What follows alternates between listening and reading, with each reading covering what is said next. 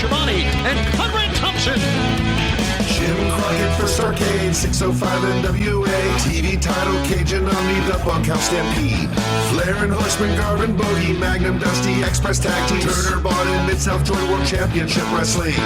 Talking about the great years of World Championship Wrestling, the NWA, and Jim Crockett Promotions. Tony and Friends North, they win. Look, Schiavone's back again. World title split off center stage. Bischoff, Disney, Hogan, and Nitro. New World Order and the Crow. Thunder, Russo, Arquette Champ, Vinnie Mac, simulcast. Tony's back with Conrad, not your classy podcast. Watch along, try not to laugh. Lowest rules can't pass. This wasn't the initial plan. Tom Zigg's a good-looking man. Klondike Bill, make a chair. Tommy, you come over here. What happened when? WHW Monday. And now, let's go to the ring. And here's your co-host. Hey, it's Conrad Thompson. Hey, it's Conrad Thompson, and you're listening to What Happened When? With the voice of your childhood. Ladies and gentlemen, put your hands together for the one, the only, Tony Schiavone! Tony, what's going on, man? How are you? Don't put your hands together. Put your hands on my dick. How about that? Okay, I don't know that we can get both of them on there, but we can see it better now thanks to manscaped.com. Exactly. So listen, speaking of things that were in better shape when we found it, we're going to get in our Wayback Machine to December 20th, 1999. So this coming Friday will be the 20-year anniversary of this show. We're on the heels of Starcade 1999. Of course, it was Goldberg and Bret Hart. Famously at that Starcade, Goldberg kicked Bret Hart's head into the third row. It would never be quite the same, but yet he's on this show. In typical WCW fashion, this watch along is fucked up. So we're going to have you go to either 11 or 12 seconds in, because you get a disclaimer at the beginning of this episode that says, you know, due to blah, blah, blah, in its most original form possible, blah, blah, blah. This is a 2 hours and 23-minute show, December 20th, 1999. This is the Monday Nitro, where we see a lot of Vince Russo and your all-time peak of shilling horse shit that doesn't make any sort of logical sense. And it's hard to imagine we're just 2 years after Sting and Hulk Hogan. Doesn't that seem like another lifetime from what we're about to watch? Yes, it does. And there you can, as you can hear, Tony Schiavone, he's got that con money. He's on the road ordering room service. The Tony Schiavone I met back in the day, the idea of room service was it was a can of fucking Vienna sausages. And now he's to this level. Was a can of potted meat. What's the difference? A lot of difference. Well, I feel like this is like a Young Buck YouTube show right now. It's commentators on a podcast ordering room service. What are you eating? Are you going to tell us, and we're going to do a countdown? Or we're just going to listen to you chew? Is this like an old Ric Flair show? What are we doing? Dude, I will never forget back when we were doing it with, Play.it for CBS. We had somebody on the show talking about Headlock on Hunger and how they were trying to raise money for kids who couldn't eat, blah, blah, blah. And Flair's just chowing down on some kimchi right into the microphone. And I'm writing down on a sheet of paper, like, hey, they can hear you eating in the microphone. He's like, no, I can hear me. It's fine. So I'm being real quiet. Like, no, I have headphones on. I hear it. So Jesus. Oh, no, it's fine. But that was the deal. Like, he just didn't know that we have a segment here talking about how kids can't eat, and you're just fucking mowing down some kimchi. It was tremendous. And I guess that's what we're in for today. Tony, what are you going to eat today? Some bologna, some fried bologna with mayonnaise? No, I've got a Caesar salad and a little small flatbread pizza. Who are you? Well, I'm not the beef eating, liquor drinking son of a bitch you and JR are. Wait a minute. When have you seen me order beef? Every time we go to a steakhouse. That's not true. No. What do you order then at steakhouses? Chicken. Chicken. I'm a redneck, baby. Chicken. You're so full of shit. Are we going to watch this fucking show? Or are you going to give commentary I'm ready. about your goddamn Caesar salad, you rat soup eating motherfucker? I'm ready. Okay, let's bring in, you want to bring in Lois Schiavone? You brought her with you?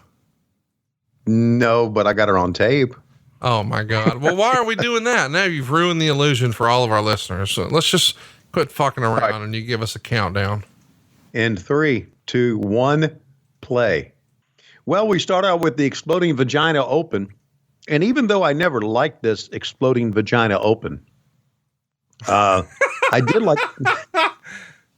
What a phrase, Exploding Vagina Open. This is, before we show the Exploding Vagina graphics, we're going to show Goldberg. And I guess we're going to see the kick. Here it comes. Was that it right there? No. Right there. There it is. Boom. Yep. Mm-hmm. That's what. It's Roddy Piper. So the storyline is here. Piper came out and stopped the match. And now they're going to get a return match. Now, I like the way they use this open. I like this. No, I like the music from the first one better than this one, but still the graphics and the way it's put together, I agree with you. That's cool. It's the best part of the Exploding Vagina Open, as you say. It's actually the best part of the show. Come on. Yeah, it is all downhill after this. Right. Exactly. Oh, we're in Baltimore. Hey, you think Chris Cruz wrote into the athletic commission for this one too? Fighting in looking for jobs. Weasley motherfucker. Wait a minute. You know, hang on now. You were a Weasley motherfucker trying to write in for jobs. I was not a Weasley motherfucker. Just a few months ago, you were writing in for jobs, you Weasley motherfucker. I was a motherfucker. I never was a Weasley motherfucker. But I can say that the more I've thought about it, you and I talked about it last week. We talked about it on a bonus podcast. Oh my God. You ready for this? Look at that. Boom.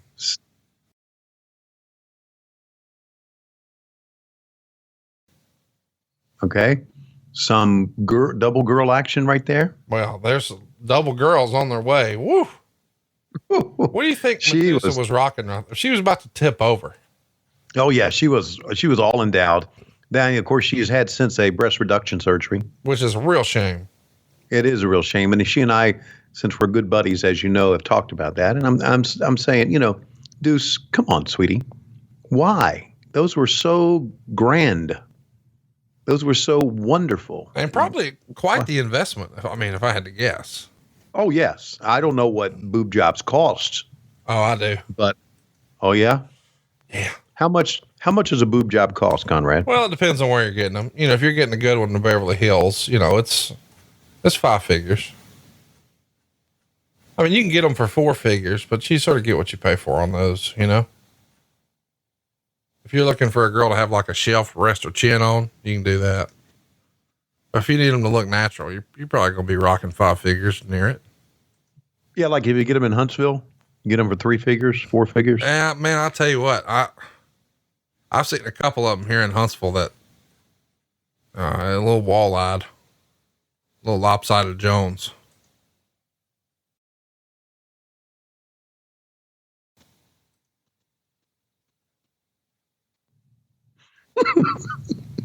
You okay?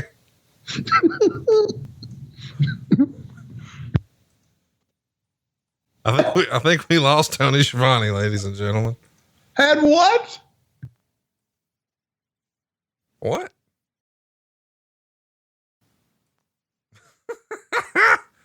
Tony Schiavone has the world's worst internet connection today, ladies and gentlemen. I guess he can spring for the Caesar salad, but not the premium internet. That's where he thinks of you guys. Oh my gosh, look at this shit. Who is this? Is this Brad Armstrong right here? What in the world? God bless Brad Armstrong. Wouldn't you agree? I would agree. He would do anything. I don't know if that was always a good thing, but yeah. And his character was Buzzkill here. I love that you remember this. I read it. I didn't remember it. And God, from the goddamn Candy Man to Arachnaman to Buzzkill, they dressed up Brad Armstrong just about any way possible. Arachnaman, whoa, pretty damn good. I wish she would drop kick me like that sometimes. How's my internet connection now? Is it good? Sounds a little better. Sounds like you actually want to be here for once. she hoisting up those things too, isn't she? Every time and that's going to be it. 1, 2. No, he kicked out. He kicked out. You know what? The Curry, wow. Ooh, fuck. He leveled her ass, didn't he? Did you just say woo fuck? Oh, woo fuck. You know what? I loved Spice. She was my favorite Nitro girl of them all. She was sexy personified. I don't blame Mickey J. I'd say, ooh, Russian leg sweep. Oh, and just floated over into what looks like it could have been a pinfall, but there you go. Hook the leg, damn it. Hook the leg. Now, he's probably saying, no, we don't need a referee. I'll just lay on top of these big boobs as long as I can. Wow. Mickey J is very much distracted. Wouldn't you be? The schoolboy. The schoolboy. What she got? Oh, she gimmicked him. She hit him with a gimmick. And now a suplex. Man. German suplex. Good for him for being a good sport and taking a German from her. Yeah. Surprised she could do that. Oh, look. She got something in her tights. See the brass knuckles in the booty area. Ooh. I love this. I loved this angle. Was this your favorite WCW? This is the greatest night in the history of our great sport, is it not? It's the greatest night in the last 10 minutes of my life. And it's much better than the pizza. But it's, oh my God, stepping through. Look at me. Woohoo. Oh my God, look at Bobby Heenan. This is peak Bobby Heenan right here with those shades.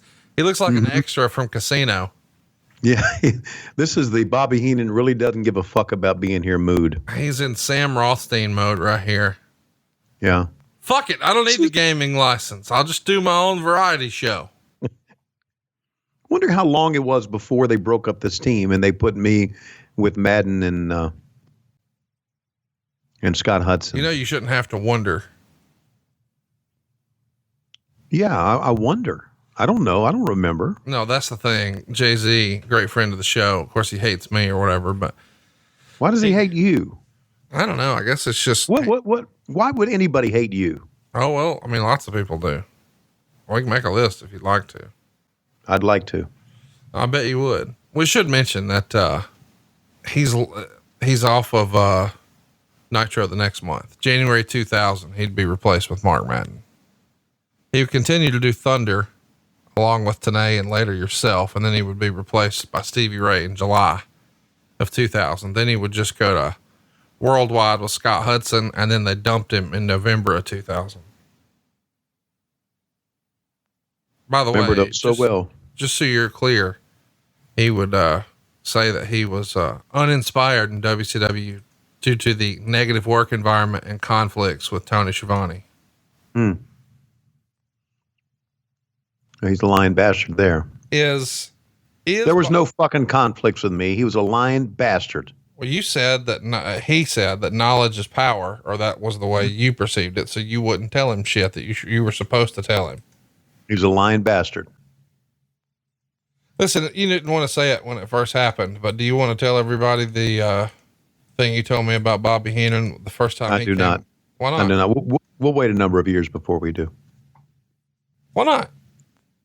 I just don't. Well, let's go back and take a look at what the fuck is that crew? Yeah, this is,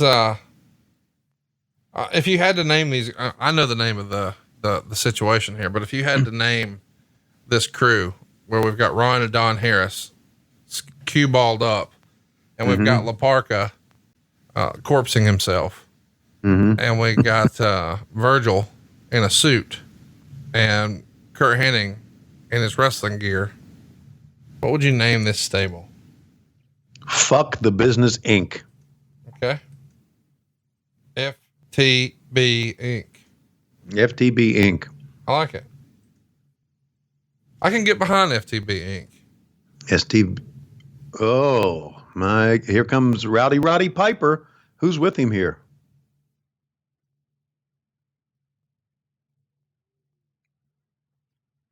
I guess that would be his son. I don't know. It's got to be Colt Toombs, huh? I don't know. I don't even know who Colt Toombs is. Well, that's his son. Okay. That's Colt then. Thanks, man. Anyway, Jay-Z was pointing out, how does Tony know more about a hotel than he does shows he commentated on? What hotel do I know more about? A Radisson in Scranton that you went on and on and on and on about last week. Well, okay. And here's the reason, because I just happened to stay in that hotel last year. I commentated on just WCW Monday Nitro 20 fucking years ago. You motherfuckers who haven't lived long enough don't get it, but I get it. When you get older, you're not going to remember the shit that happened 20 years ago if you do it on a weekly basis. You ain't. You ain't. You think you are. You think you're young. You think you're bulletproof. You think you're going to fucking live forever. I know. I've got 5 kids like that, but it's not going to happen. It's going to all of a sudden all cloud up in your mind, all run together, and you just go, fuck, I don't remember. Or you fucking lie about it like other people on other podcasts would do. Wait, are you insinuating that people lie on podcasts with me? I didn't. You said that. I didn't. No, I didn't say that. I'm just telling you I tell the truth. If I don't remember, I don't fucking remember. Well, what okay? podcasts are you listening to that aren't me? Because I don't listen to any other wrestling podcasts. Well, the rumor and innuendos, you're stepping out on me. I'm doing what? The rumor and innuendo is that you're stepping out on me. You're cheating on me. Oh, yeah. Well, I am doing an AEW podcast. See? You weren't going to bring it up, were you? No, I wasn't going to bring it up because it hasn't aired yet. So and it won't air till next month. Once it airs next month, I'll start bringing up. What the fuck was that we just saw a guy? Was that Mike Jones laying face first? Mike Jones? By the way, in case you're wondering, this is the I'm day. Not. Okay. Let's just be quiet. But go ahead. No, let's just be quiet. No. In case you're wondering, this is the day what? 4,589 tickets here in Baltimore for the day after Starrcade.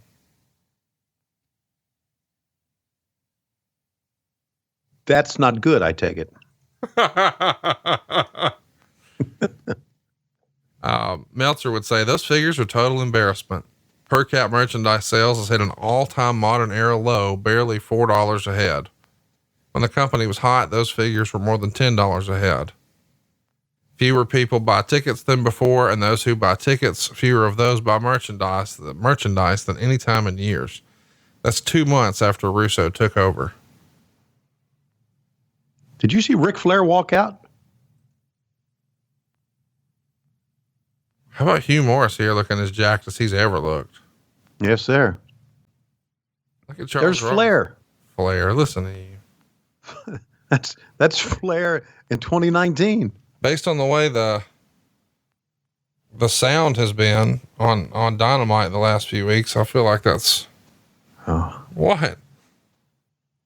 Blame me for that too, motherfucker. Well, no, you told us who it was. You said it was Craig Leather's fault. I did not. I wish it was Craig Leather's fault. That's Craig Leathers right there. Tell the truth. A lot of our listeners have never seen Craig Leathers, and this is his only cameo on TV. No. Tell the truth. It's Craig Leathers. Now, Craig was much more frail and older than that. And he put his hospital gown on backwards too. Craig did, because he didn't know any different. Lee. Now, you told me that one of these guys liked to let their dong fling, right? They'd wear it backwards just because they wanted to let it breathe. Right. And now you don't have to let your dong breathe because you've got Manscaped. We already did that. We already did that. I know, but I was just giving them a little free plug. Nah. Since they've been so good to us. Now then people will jump on and say, hey, you're doing too many reads. Ah! Well, you do realize that in the business that we're in, that you're always going to have people pissed off about something we do. You get that, don't you? I'm very comfortable with that. Yeah, I'm very comfortable with that too. I've learned to be very comfortable with that. I mean, no, you aren't, because you're still blocking people. I don't block people anymore. Oh, well, you did for a long time. Yeah, I did, but I've stopped doing that. I just don't really read it. Well, yeah, ta-da! Isn't that easy? Yeah, just ta-da, and no longer those people no longer in your life. And I'm sorry to say that, and I hope people there's a lot of people who DM me on Twitter, and I have responded to many I have not, but now that we're full-fledged into AEW Dynamite, I've tried to stay off of that. I feel bad because I feel bad. I got for to JR. JR can't help but look at it. Oh, I know he does. I get that. I wish people would be nice to Jim Ross. There's just not nice people in the world. They should just be nice to Jim Ross. See, Jim Ross is like everybody's ornery uncle. Yeah, I know. And he is so much fun to be around. Oh God, the best. This era of Jim Ross is more fun than the Jim Ross I remember years ago. The Jim Ross you remember years ago was still trying to be a bit of a social climber. This Jim Ross is well established and well into don't gives a shit. Right.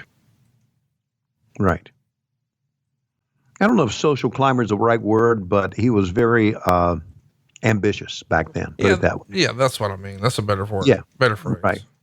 He was very ambitious, and he was much better at being ambitious than anybody else I've ever been around. And to the point where I always, and I've said this before, I always and still do admire him for what he could do and how he could do it and how smart he was. And Fisherman Suplex. Wait, hang on. Are you saying that Jim Ross is more ambitious than me? I got to step my ambition up. If JR is more ambitious than me, I got to get my ambition together. I don't know. Maybe the Jim Ross at age 37 was, I don't know. I'm not around you all the time like I was him. I was around him on a daily basis. Well, you weren't around me very much last weekend at the No Holds Barred Christmas, you raggedy rat soup eating motherfucker. Did I tell you I had... Yeah, but you also told me you were coming on Sunday. Mm-hmm. Well, I didn't land till 6 p.m. on Sunday. Then why would you have said you're going to come over on Sunday if you know you didn't land until 6? Well, I didn't know I didn't land till 6 until last week. I mean, I had a house full of people all fired up to hang with you, and then you just no-show Jones. Yeah. Why would Piper bring his kid to a fuck the business meeting? I love La Parka crossing his arms in the background. I do too. Can you believe that Vince Russo is putting himself in every single segment like this? Yes, I can. Talk to me about it. Well, when it's an old adage in the business, and the old adage in the business is when things are going down, and instead of telling people how to do something, you do it yourself. Back when business was going down for Dusty, he would put himself in even more angles because, as bookers would try to do, they feel they can do it better instead of trying to tell people how to do it. So that's why. Piper was so good at everything, though, wasn't he? No. Yes, he was. Okay. He was good at everything. Okay. I'm talking about talking. Sure. No, I was talking about wrestling. He's not a good wrestler. He wasn't the greatest wrestler, but he was good enough. Okay. But it's a great story that I think we all should adhere to in the wrestling business. And that is, and it's another great story that you can apply to Dusty Rhodes. And that is, you don't have to be the greatest worker in the world, but if you're a great talker, you're going to get over like hell. Yeah. Ask The Rock. Ask John Cena. Right. There are other examples that we aren't mentioning. Right. Very few could talk and work like a Ric Flair, but guys who could talk still got over, even when they didn't have the aptitude for the ring. Arn Anderson was another one that could talk and work. But there you go. And Piper just is laying it in here, man. But you know what's wrong with this? besides almost everything? Well, I was going to say, we should make a list. Okay. What's wrong with this? If you're going to have a promo that this is so emotional, that this is so driven, you need to look into the motherfucking camera. I'd like to actually see who he's motherfucking too. Maybe that's just me. Yeah. I just, you gotta look in the camera. You got to. This looking somewhere else is bullshit. And this is going on and on and on and on and on. It's too long. Way too long. But you still got to jack the segment off because you love everything with Piper in it. Well, I do. Yeah. I love everything with Piper in it. Okay. You love this one incorrectly. Everything on Not a this good thing? No, everything on this show sucks. Okay. Even this sucks. Oh yeah. Look at it. I'm just focusing on Piper. I'm focusing on the way he looks and the way he's talking and the way he's. By the way, can you imagine how much fun Roddy Piper would be having with the fact that there is an alternative to Vince McMahon and WWE right now? Wow. And I would think, because Piper passed away at a relatively young age, that he could be a viable part of AEW right now. What do you think he'd be doing? I don't know. Maybe working as a coach. Maybe working as somebody who works with people doing interviews in the back. I don't know. You got to get hot about it. I was just making conversation. Oh. Whoa. Snap it to a Slim Jim. Ooh, yeah. Dude, you think my makeup is a little bit too white here? That's Gorgeous George right there. That was. Tell everybody, give them a time cue, Tony, in between bites of your flatbread. I haven't eaten a piece of flatbread yet. Well, not since we first started talking about it. 22, 11, 12, 13, 14, 15, 16, 17. Oh God. I'm as you and I are doing this, I'm talking about Vince McMahon. I'm talking about the Montreal screw job here. Yep. You're putting over other people's shit. So unlike me. And now if you didn't see Starrcade, here's stills from Starrcade. We showed it in the entrance at the beginning of the show, but now we're just showing stills. Dysfunctional motherfuckers. How about that belt?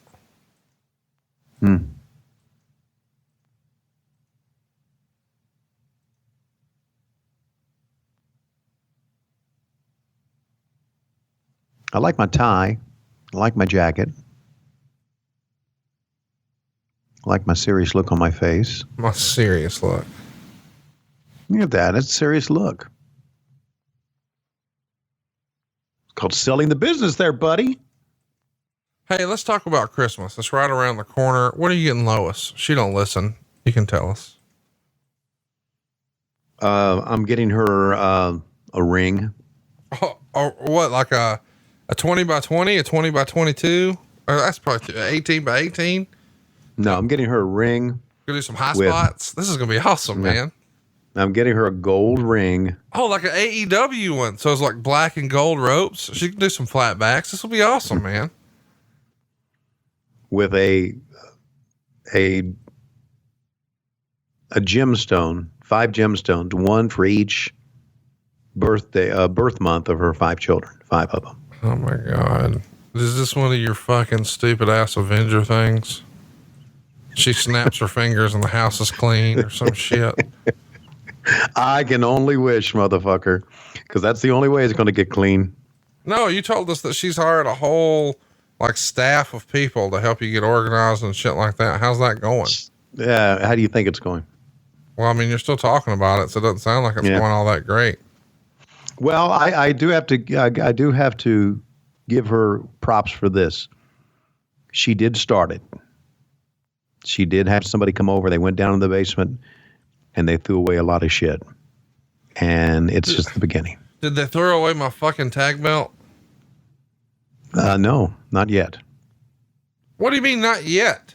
They haven't found the tag belt yet. But when they do, they're throwing it away? This is episode 153. Okay? 153. By the time we do episode 300, I think we will have found the tag belt. You won't be alive by then. I won't be alive by 200, I don't think. Not if you keep hanging out with JR. Yeah, he has. I did go to the doctor the other day, and they checked my blood pressure. It was up. Of course it is. You're back in wrestling. Yeah, and I don't understand because I've been taking medicine for it. And now we're coming out. I'm shooting about the Montreal Screwjob. He's shooting about The Office. He's shooting about, and fans don't give a shit, do they? You can answer it no if you like. No, they don't. And he says, in one hand you got The Boys, in the other hand you got The Office, and he grabbed his ding dong when he said The Office. Right. But we had him framed to where you didn't see him grab the ding dong, but we knew he did. Yeah, he's a ding dong grabber. Mm-hmm. By the way, he's also a two-time WWE Hall of Famer now. I can't wait to get your take on this. What do you think about Hulk Hogan, Scott Hall, Kevin Nash, and Sean Waltman all being two-time Hall of Famers because they're going in as the NWO? I like it. What? I like it. Scott Hall, Kevin Nash, Hulk Hogan, for their run in the NWO. And if you want to put six-pack in there, you can. That's fine.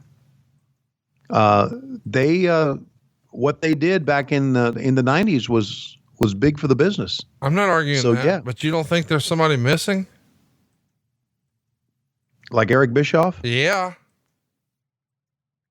Well, Eric got fucked over once by Vince this year. So why wouldn't Vince fuck him over again?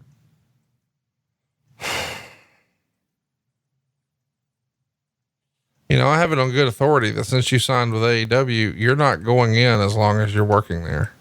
You know what? That is fucking fine with me.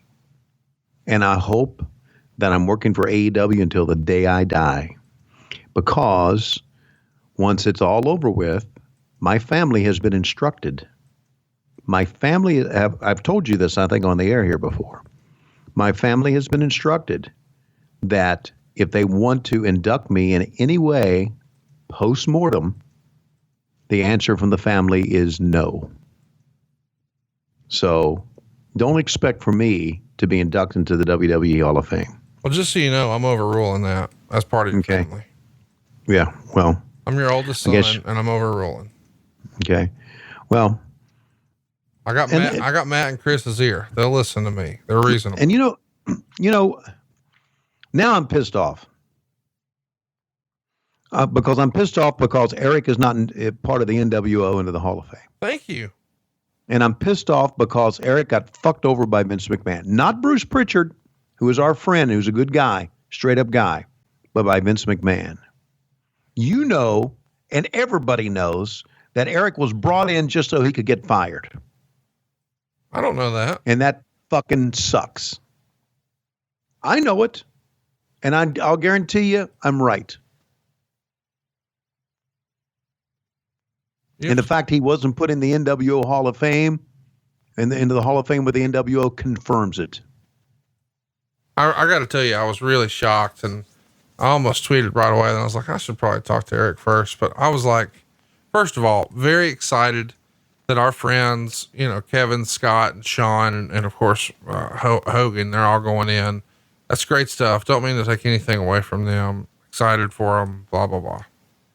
But I was like, what the fuck? Where's Eric's spot? This is crazy.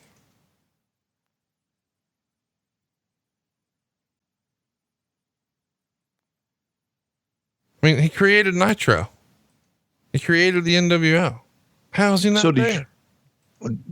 So you did talk to him about this, or you didn't? Oh, I talked to him extensively, you know, over No Holds Barred Christmas. I mean, he was here. He actually showed up and fellowshipped, you know, he honored his commitments or whatever. And Eric, please, Eric being the pro that he is, just sloughed it off, didn't he? No big deal for him. Well, if you really cared, you would have been here. Talk to him about it. Mm-hmm. But of course you didn't. So whatever. Mm-hmm. Wow. Jerry Flynn and Tank Abbott. Boy, this is a barn burner. Okay. We have had 3 matches here. We've had Medusa's boobs. Yeah. Which I don't even know that you would count that as a match. We had, Hugh Morris. Hugh Morris. Yeah. I was getting ready to say, I was going to call it the perfect plex, but I guess it's the fisherman suplex. And now we got fucking Tank Abbott. By the way, Jerry Flynn's looking real jacked right here. Jerry Flynn here looks like a movie badass. Yep, he does. In real life, would you rather fuck with Tank Abbott or Jerry Flynn? I would rather fuck with Jerry Flynn, I think. And I know Jerry Flynn was a shoot fighter too, but Tank Abbott was nuts. I'd rather fuck with Tank Abbott. Look at this. And look at this. I mean, they are really going at it, and the fans don't give a flying fuck shit at all. Flying fuck shit. That's a great new line. They don't. Look at the shit. Flying fuck shit. Listen to you. Look at all. Let's bring in some more yellow shirts. Man, I really wish one day, if you ever wake up from your naps at the AEW desk, if you could just say, boy, fans really don't give a flying fuck shit about insert AEW guy here. It would be so fucking killer, dude. I know you get fired very quickly, but goddamn, what a way to go. What do you mean wake up from my sleep at the desk? Oh, goddamn, dude. You know you're stealing money every time you go to those shows. I'm lending a hand into this commentary. It is the fucking greatest heist in the history of professional wrestling. And you know what? Bullshit. I do a lot of work backstage. Yeah, I bet you do. I'm just telling you, every time Dynamite goes off the air, I go take a shower. I feel dirty. I was a conspiracy to commit murder. You are so fucked. Oh, seriously. Once a week, I'll just hit Cody with a text. My bad. And now he knows what I'm apologizing for. He just LOL. Because he knows that I know that he knows that I low-key fucked him around recommending Tony Schiavone. You're so full of shit. Is Lugs still in business? The shoe company? Of course they are. Everybody in AEW shows wears them. We didn't put them out of business. No, not they yet, still not yet. They still sponsored us, even though we were. Oh gosh, the car. I got to tell you too. I had some lugs. I ain't ashamed to tell you. Oh, I bet you did. Goldberg's pissed. He's gonna hurt somebody now. Something's big's coming up next Monday, December 27th, 8:00, New Year's Evil from the Astrodome. Give everybody a time cue. Okay. My time code is 3320. We just dissolved back to the ring from that thing. That's what my time code is. And now we've got, oh boy. Coming out is Shane Douglas, Asia, somebody with a garbage pail. It's Dean full of Malenko. shit. He's your friend. Who is? Dean Malenko. He's a wrestler. Yeah, he's not my friend. He's. Oh, my bad. Yeah. Nah, Dean's my friend. No. I've already. No, Dean is my. I was being funny. Put it on Twitter. Twitter. Twitter.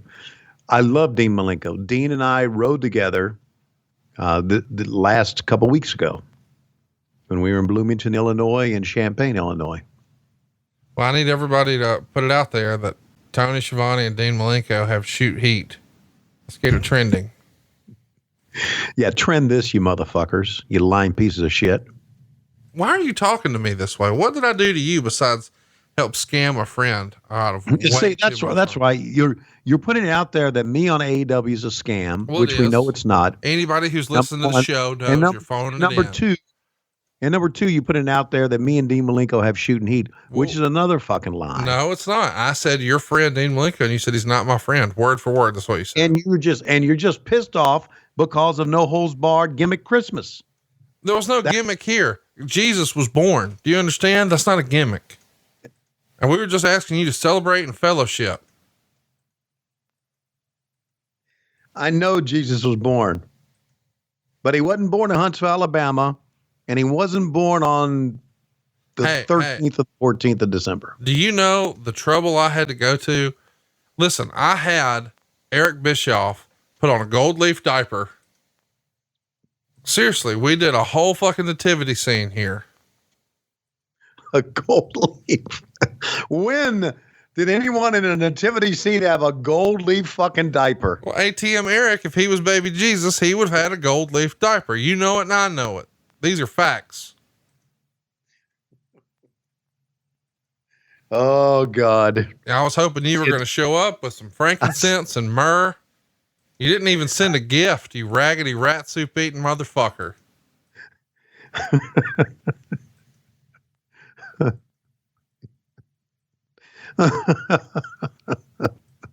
Well, we hope everybody has a Merry Christmas.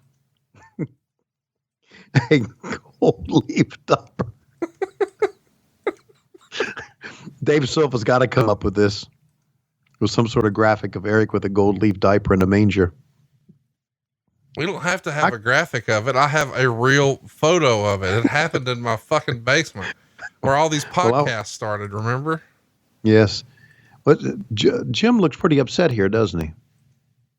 Well, yeah, he's got cancer, dude. No, not right there. He doesn't. Yes, he does.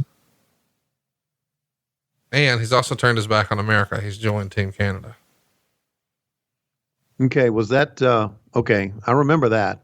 But was the gimmick, was he had cancer? He didn't have gimmick cancer. He had shoot cancer. Right then, right in 1999. Why is this such an odd thing? It's like you're watching all this or hearing it for the very first time. Apparently I am. He was diagnosed with kidney cancer in 1998. Okay. And came back after beating cancer. He's going to be a janitor for WCW. Okay. How did he beat cancer? Figure 4? Did he roll him up? What did he do? Just wondered. He hit it with a 2x4 and yelled, "No! No cancer! No cancer! No cancer!" Fans were clapping along. Dude, how cool would that be if we could get like a cheering session? Mm-hmm.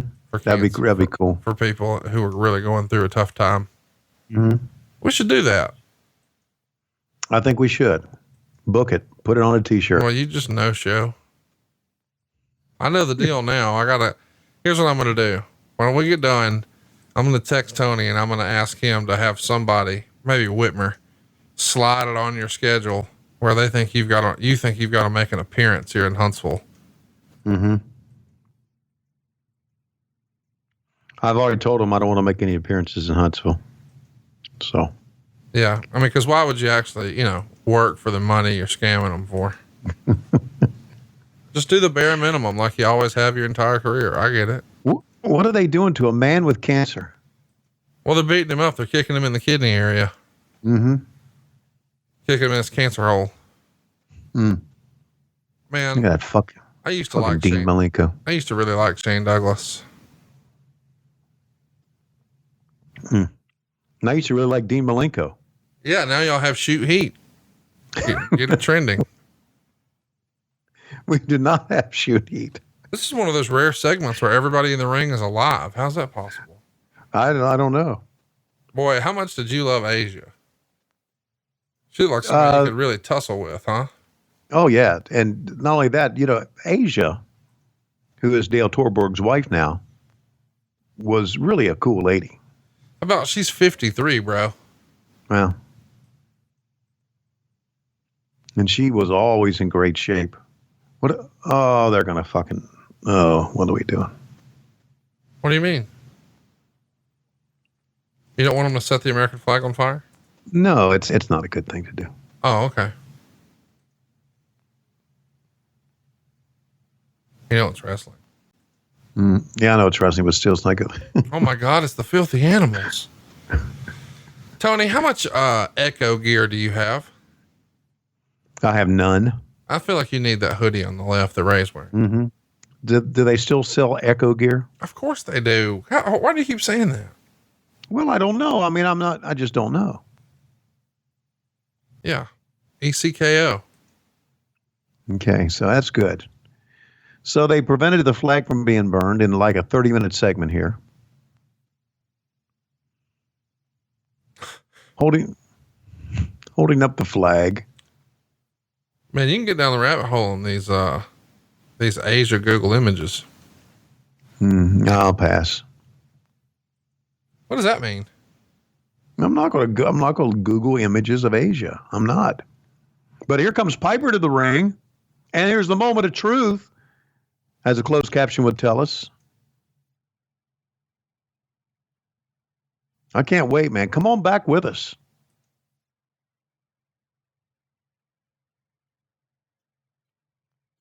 Did you just see what I saw? Do you have closed caption on too? Yes. Did I say Raw? Come on back with us on Monday Night Raw is what they said. I don't think I said that. Here comes the kick. Here it comes.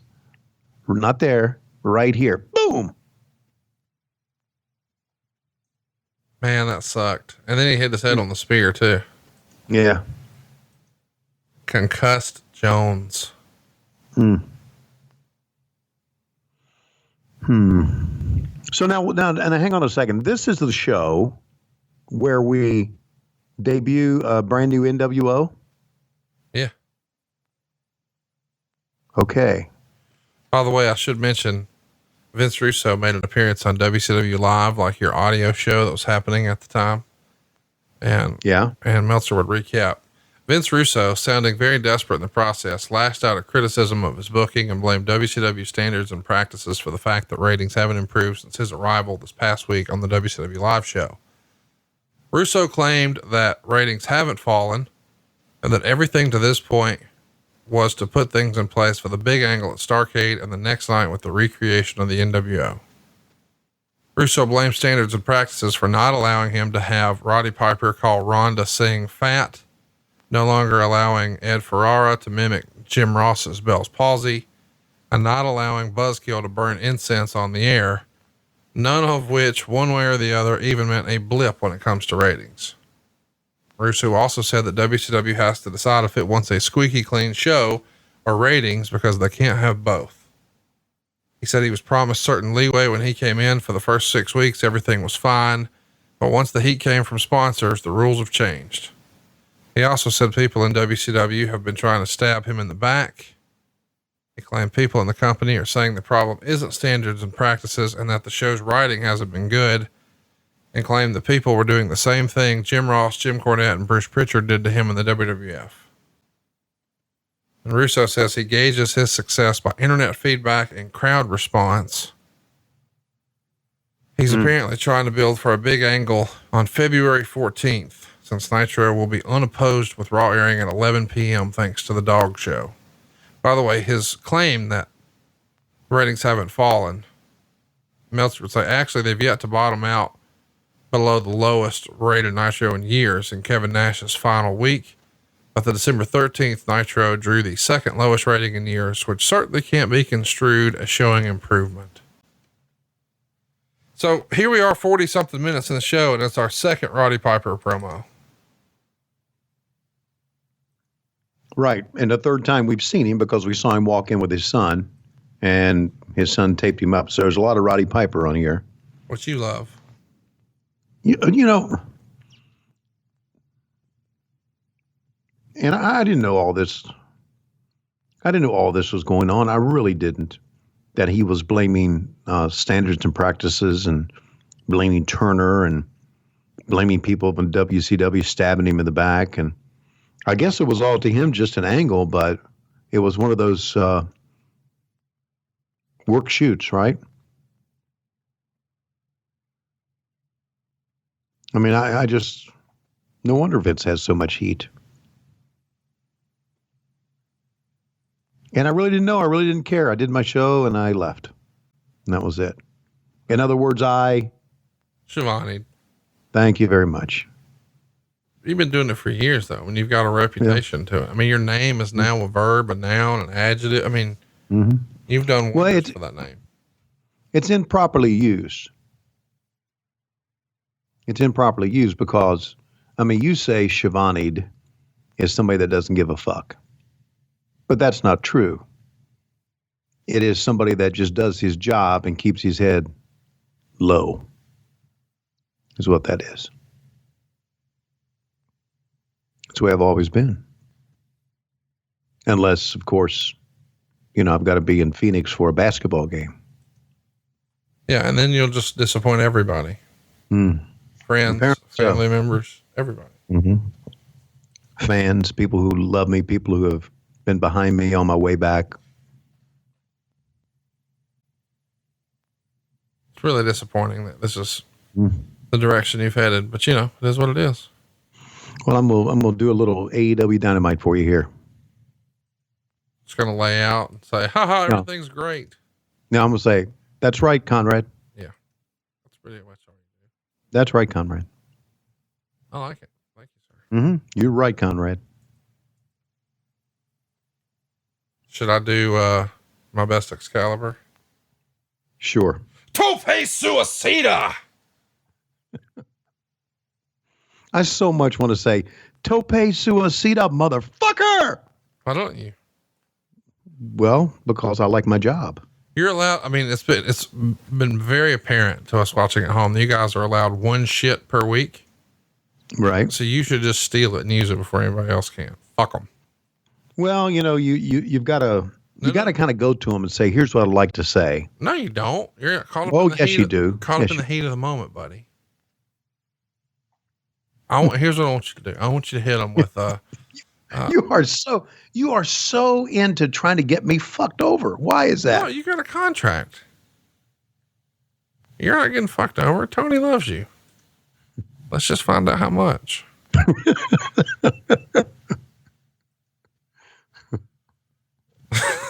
God damn, I'm grinning ear to ear. This is the most fun I've had fucking with you in a while. Anyway, so though, you should definitely do it. You know, next time he says Tope Suicida, you should just hit him with, what does that shit mean? What does that Tope Suicida shit mean? Dude, where'd you come up with this shit? This is fucking America, man. No, let's not go fucking. Let's just keep that one. All right. I don't want you really fired, but I do think if you hit them with where'd you come up with this Tope Suicida shit? Dude, the internet would fucking melt. We'd sell so many t-shirts. Actually, AEW would, because it was on their show. So it would be on AEWmerch.com or whatever. And you guys would crush. Speaking of crushing, you guys are coming to Huntsville, whether you like it or not. February 5th, Dynamite's going to be here. Get your tickets now. They're on sale. They went on sale this past week. And by the way, we should mention, you and I and Jim Ross are putting the band back together at Stand Up Live right after. You can pick up your tickets at supershowlive.com. That's right. Huntsville, Alabama. I can't believe it's a real thing. supershowlive.com. Okay. Thanks for helping me sell it, buddy. Really appreciate all the help. That'll be a lot of fun. Yeah. Especially the way you had that enthusiasm. I feel like Eric Bischoff when he told you he's going to give away $1 million and you just decided to shit on it. Yeah. That's exactly what I said. I went, okay. Just like that. It was just like that. You motherfucker. Hey, so it's been a couple weeks. Have you bought that Rolex yet? I'm not buying a Rolex, Conrad. You told me you were. I'm not. I didn't tell you I was. I'm not. So you lied again about something else. No. Look, I have bills to pay. I have bills to pay off, OFF. And I also spent a lot of money for Christmas for my family. Why? Wait, if you got bills, why are you out here buying these fantasy jack off Avenger rings? You shouldn't be running around here buying goddamn Avenger rings. It's not a Meanwhile, real movie. let's go backstage once a fucking again. What the fuck are we doing? How long are we in this show here? Now I'm at 49:49, 49:50, 49:51, and we've gone backstage again. We're 49 minutes into this. What the fuck? Russo needed to be in every segment, dude. He loved that Seinfeld shot of George Steinbrenner, and so he's ripping it off here. Right. With a very concussed Bret Hart in the world title.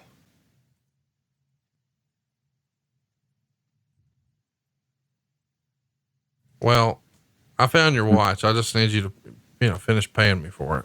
No, I'm not. Well, yeah, you are. I'm not. No, I aren't. Okay. Well, I'm going to take it out of your disbursements from our show money. Me need a little spice, need a little excitement. Snap it to it. You ever eaten a Slim Jim? Yeah. Can you believe they left the Slim Jim ads on the network? I'm kind of shocked, if I'm honest with you. Yeah, me too. Maybe they're getting some low key Slim Jim money. No, they're not. Well, then they fucked it. You ought to tell Bruce. Oh, I forgot. You don't talk to Bruce. What should I tell Bruce? I was just going to say you should tell Bruce that, but then I remembered you don't talk to him because he tells me he calls you and you never call him back. He texted me one time and I never called him back. One time. So you guys agree? You say never. Well, yeah. Okay. It's like I've never called him back at all, which is not true. Never and not calling him back one time are two different things. Here's what I know about you. You'll call people back when you need something. But if you don't need something, you won't hear from them, which I believe was Bobby Heenan's gripe with you. Mm-hmm. So maybe Bobby Heenan wasn't full of shit. Maybe you just... No, he was full of shit. I feel like it's really on you because it's Bruce's testimony too. Are you saying both Bruce and Bobby Heenan are no good motherfuckers? Nope. Okay. Not saying that at all. What are you saying? I'm saying you're trying to put words in my mouth. Okay. Well, just, I'm saying that Bobby Heenan, some of the things he said about me, he's lying. He lied about. A lot of things he said about me were the truth, but most of the stuff was lying, and he lied because he was angry at me, and he had a reason to be angry at me, and I take full ownership of that. So anything else you'd like to spin here, spin doctor? No, just the fact that you and JJ Dillon like the same salad. What the fuck? You guys are a couple of Caesar eating salad motherfuckers. What the fuck? Listen, you're giving me nothing today. I'm trying to make chicken salad. I'm giving you plenty today. You're giving me nothing. I'm giving you fucking plenty. We are watching a show that brings back some horrible memories for me. By the way, where are you at on Dave Penzer? I like him. I like him too, but I think he might be a low-key dumbass. Yeah. I won't call him back either. Nobody will, me included. But I think he's a low-key dumbass. Why is that? I shit all over Prince Iakea the other day with Eric Bischoff because, why not? Fuck him. Right. I'm just trying to be entertaining. And he doesn't listen to the show. Penzer doesn't. But people were giving me shit about shitting on him. And so, not a DM or a text message, because he could do either. He just comments like, oh, why don't you like Prince Iakea or something like that? And I'm like, I'm just trying to be entertaining or, whatever. So I'm dropping my gimmick. I'm explaining, no, man, I'm just fucking around. I don't care. He's probably a nice guy. And then he said something like, do you know the reason he left the business is because he won the lottery? And I replied, I blame Bischoff for that too. And he replies, why? I'm like, God damn, Dave, I'm just fucking around. These are jokes, man. I don't fucking, how can it be Bischoff's fault that a guy fault for winning what are you fucking talking about? You're overthinking this. All right. I'm getting off Twitter. I'm getting off Twitter. This is a nice, well-educated professional man. By the way, a great realtor in South Florida if you need somebody. but he might low-key be a Twitter dumbass. Help you sell your house, get top dollar. Great guy. Call you right back. Very responsible, proficient at his job, but might be a Twitter. That's my new thing. I'm going to do a whole Jeff Foxworthy thing. You might be a Twitter dumbass. That's my new thing. That is good. We're going to keep rolling with that. I think we should. By the way, he will text me now. Dude, why are you calling me a dumbass on your show with Schiavone? Well, Dave, What? read your own tweets. Or realize that I'm fucking putting your show over. Ringside with Pins. Exactly. Check it out every week. It's a good show. How much you have, and this is brutal. That what we're watching, even though we got some pretty good competitors in there, like Fit Finley is tremendous. And Norman Smiley, tremendous. Two of the all-time greats that are responsible for a lot of the stuff you see on TV every week. A man who could eat everyone. And then, Brian Knobs with his giant asshole. Giant asshole.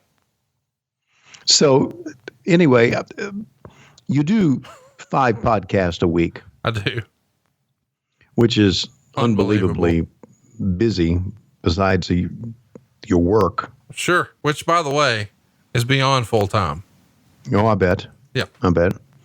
So do you listen to wrestling podcasts on a regular basis? Other wrestling podcasts? When I fly. Okay. Every time I'm on a plane, I'm listening to Jim Cornette's Drive Thru, which I played, the theme song for you last week on the show and really enjoyed that. Right. Right. So yeah, I never miss an episode of that, but I have listened to Pinzer show multiple times. Most of my other downloads are based on guests, but there's never a guest on Corny's Drive Thru. It's just him answering questions and I love it. How about this bathroom scene we got going on here? Yeah. They never took us in the women's room. I know. Here's what I always wondered about these bathroom scenes. If you were a guy who was in the bathroom and you see several of them, why look at this guy just cheering them on? Why wouldn't any of these guys just like pull their hog out, put it on TV? No. Get your hog over. You know what I mean? Like you can't get in trouble. You're in the bathroom. Right. Wave that thing around. Or be at the urinal and turn around and piss on someone, right? Yeah, they can't do anything about it. That's right. I mean, I would have been pissing everywhere. I would have they would have had to come talk to me. But I didn't realize that was Brian Knobs until you mentioned that it was Brian Knobs. I thought it was the wall. Oh my God, Tony. Could you Schiavone this show anymore? Here we go. Roddy Piper and what's his little son's name? Travis? That's old Travis Piper, boys and girls. Colt. No. Colt Piper. No, let's go Travis. Clementine. Who's Clementine Piper. Travis Piper. Holy shit, this is a real person, Travis Piper. Jesus. I Googled it. All right. Now, by the way, Piper is being confronted in the hallway by Bret Hart, and we're at 58, 25, 26, 27, 28. Dude, that's so fucking money to me.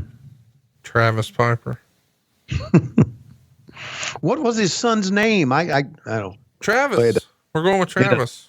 It doesn't fucking matter. By the way, I'll have you know, because I know we talked about him a lot last week, and here we see the Maestro. Oh my God. Let's play a little audio here. I'm going to play the audio for our listeners. Piper has a little bit of unfinished business before he leaves WCW. I think that's putting it mildly. He has his son in the back. And we have the Maestro out here. With Symphony. And all the bubbles. And Her name is Bubbles? no, Symphony. What do you think of Maestro? Tony, what do you think of Maestro? Tony, what do you think of Maestro? Tony, what do you think of Maestro? Sucked. Tony, okay, thanks. Sucked. You're allowed to participate anytime you want, buddy. I've been saying sucked. Well, turn your goddamn mic on and quit eating your flatbread. Sucked. I know what you're doing. Thought you were going to sneak a little flatbread, and that segment ended faster than you thought, and you couldn't click your shit over. Sucked. But who's the girl behind him? Well, Symphony is her working name, but Bobby Heenan just wondered, is her name Bubbles? Because of the, bubbles. The fans are really into this too. Look at them. The fans go mild. This is a less talented Johnny B. Bad. Oh Lord, it's only gonna get worse. It's only gonna get worse. How much coot do you think Evan Courageous got back in his day? He probably got plenty. I mean, hell, he made out with Medusa. Well, hell, everybody did that, didn't they? I didn't. Oh. Well. Well, what? I didn't. Boy, you about got yourself in a whole heap and helping. I came very close that time. I sure did. Well, just tell the truth. Did you do the milk dud gimmick on her? I did not do the milk dud gimmick on her. Oh, look at this. No, don't you go distracted. Let's talk about I want to watch this stupid son of a bitch wrestle. All right. So we've talked about what you got your wife for Christmas. What'd you get Matt Schiavone? I'm not telling that. He don't listen. Oh, yes, he does listen too. What'd you get Chris Schiavone? I'm not saying that at all. What about Jobber Schiavone? No, I'm not saying anything. What about beer Schiavone, IPA Schiavone? I'm not saying that at all. That's my new gimmick. IPA Schiavone. IPA Schiavone. Which, by the way, when AEW comes to Atlanta, we ought to do our show at Best Inn Brewery. No. Of course not. I mean, here's the deal. You didn't want to do one in Huntsville. Well, and I told you, you know what? Fuck it. We'll do it without you. And then you were like, okay, fine, I'll do it. I like that you're still, as your son put it, a wrestling whore. I have to get up early and go do dark on Thursdays. You see. Motherfucker, I have to get up early and go to work every day of the week. You used to have to get up. Or you can call one of your lieutenants and say, would you open up for me? I'll be in just a few minutes. You can do that.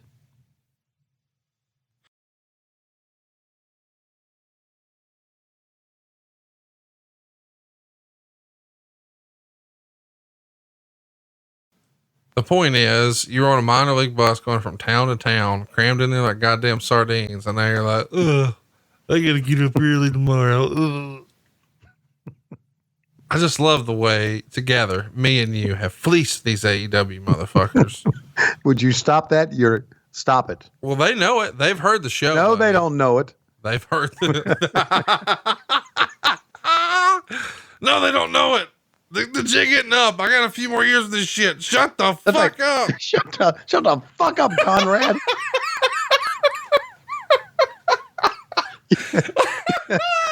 You're the dirt sheet. You're exposing my business. Oh God.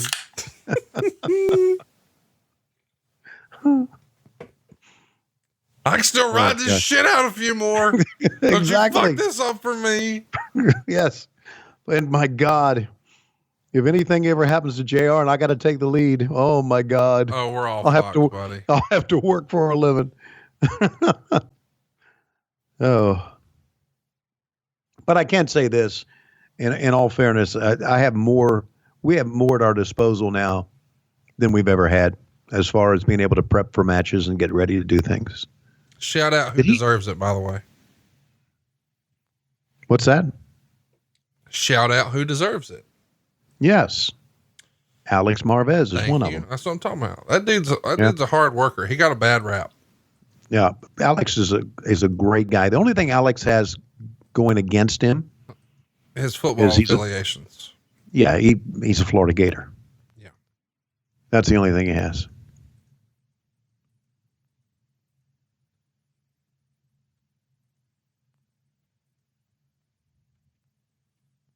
Tell everybody what you're seeing here, Tony.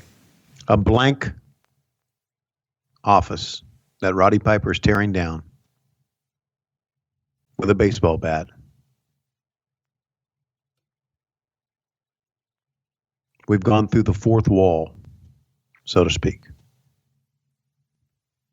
So to speak.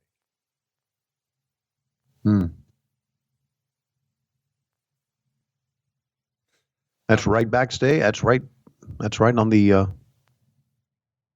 stage there at the Baltimore Arena. Holy shit.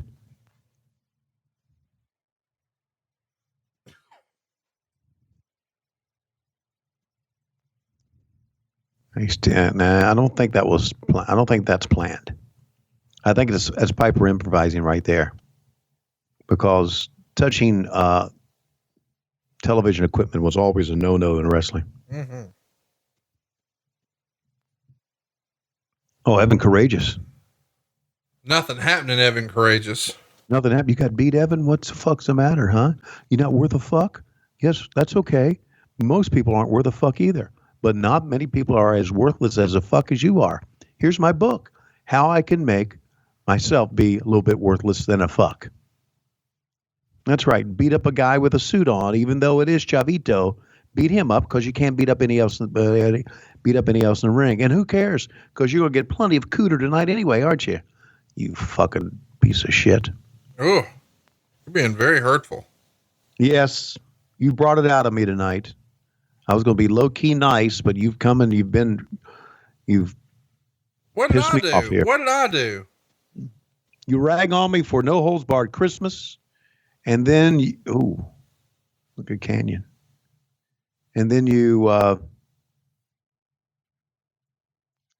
expose me on AEW. Well, I really like that you're at least admitting that you're stealing money, you know? Not stealing money. I'm working hard for my money. Oh, really? Hard for the money. So hard for the money. Sometimes I have to wake up early on Thursday. Nobody knows the trouble I've seen. I'm working hard for the money. Have to drive 8 miles to DD fucking P's. Oh, God. Chris Champagne Canyon, huh? Give him another gimmick. By the way, this guy used to be in the WWF as a gimmick lawyer, and now he's here at WCW. And what a gimmick it is for Chris Canyon to come out with chick on either arm. With Baby and Mrs. Jones. I'm working, baby. I'm working. Just realized he sounds a little bit like Gary from Howard Stern. This is also coming out of the fact that Canyon was the stunt double in our movie Ready to Rumble, which we shot in October of 99 that year. So they're trying to make play out of that. He's now a movie star, you see.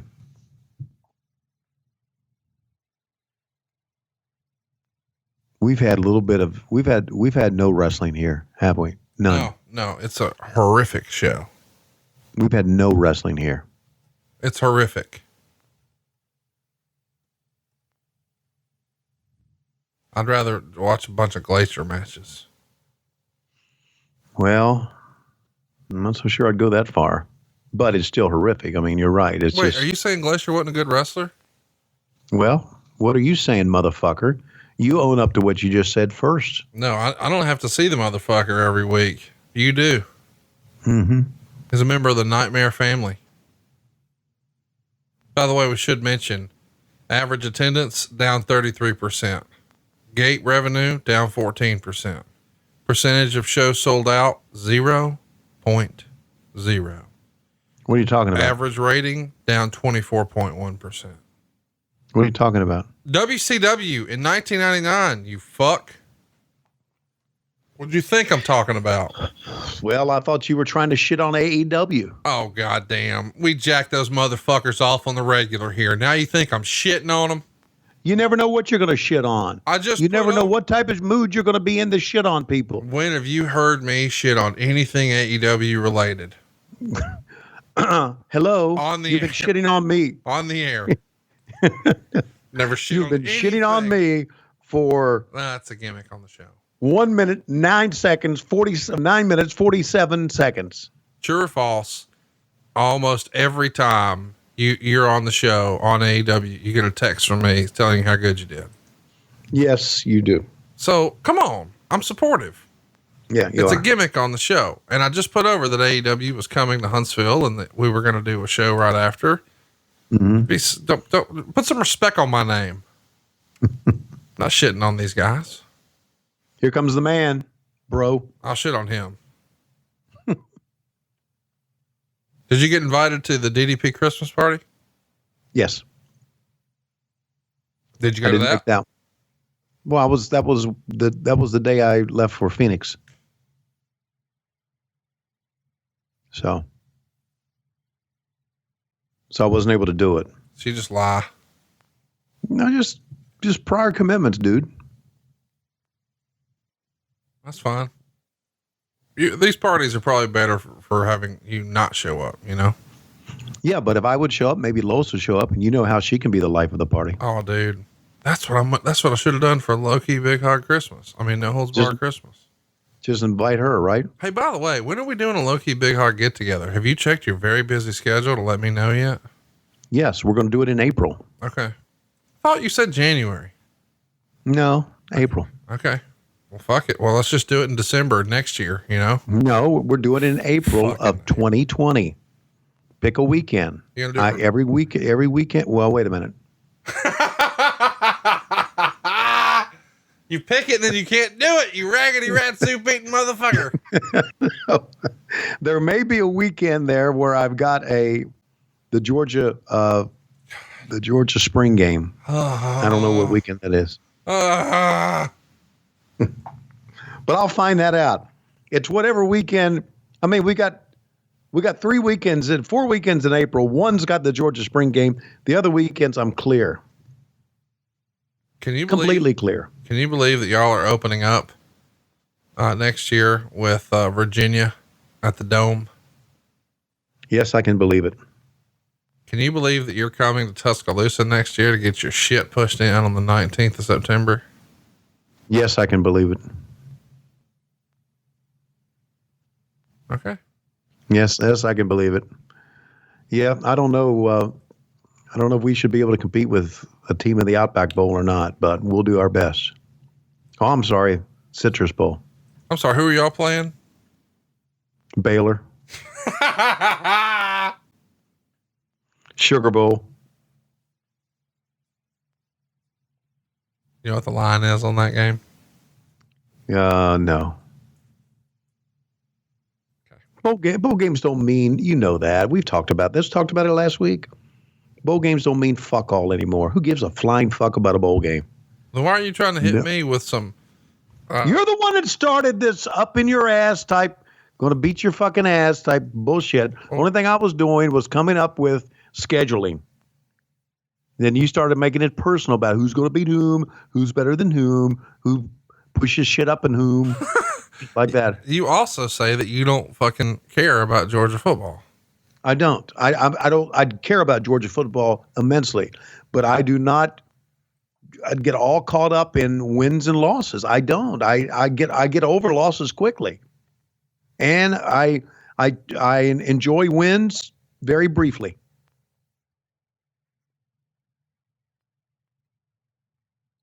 I mean, some people let it stick and let it hang around, and it fucks up their whole week. And it not me, man. There's more to life than just winning and losing football games. Oh man, your week is fucked up a lot faster than that. Really? No, I'm just saying, by the time you get to a Saturday, your week has been fucked. Oh, by the time I get to a Saturday, I go to confession at the Catholic Church and I'm forgiven for all my sins, so I can start motherfucking people again on Sunday. What? Talk to me. I've never been through this process. What's that like? Yeah.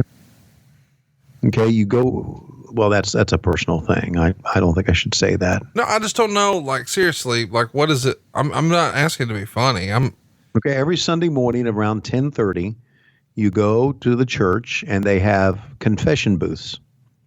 And you go in, and the priest does not see who you are. Wait, hang on. Is there like a line? Is there like a line? Yeah, it's like a line. Yeah. So there's a line of people lined up, and you never know how long they're going to be in there. I mean, what's the typical turn time on this? Are you in there 5 minutes, 10 minutes, 20 minutes?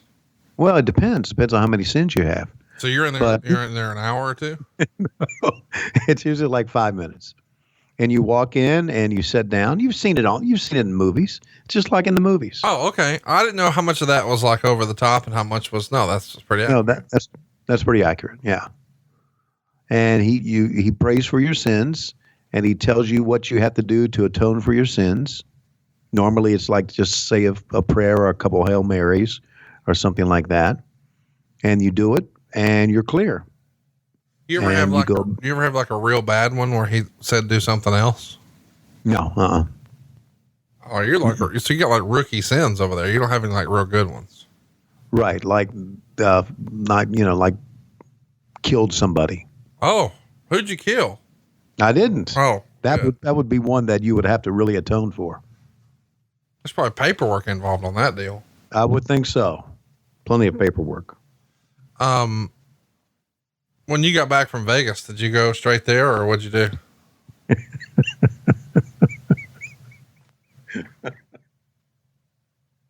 In the back of my mind.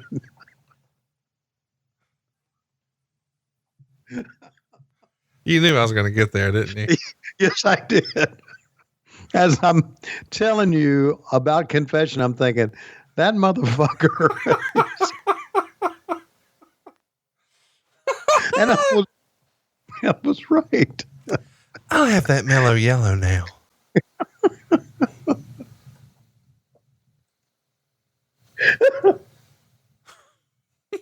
Oh, God, here comes creative control. Yeah, I wish we had that during the show. I do too. Because, dude, if I could fast forward this shit, I would. We've had fun tonight. Come on today. No, listen, I know. Let's just tell it like it is. Russo did his best work with WWE. Russo Nitro sucked a dick. Yeah. He was brought in by Bill Bush, and Bill Bush thought it would be he thought we could recreate the Attitude Era. And we couldn't. We became a cheap imitation of the Attitude Era. Which I guess, isn't it true that Russo can take a lot of credit for the Attitude Era? Oh, for sure. Right. So, and I guess they got rid of Eric and they put Bill Bush in charge.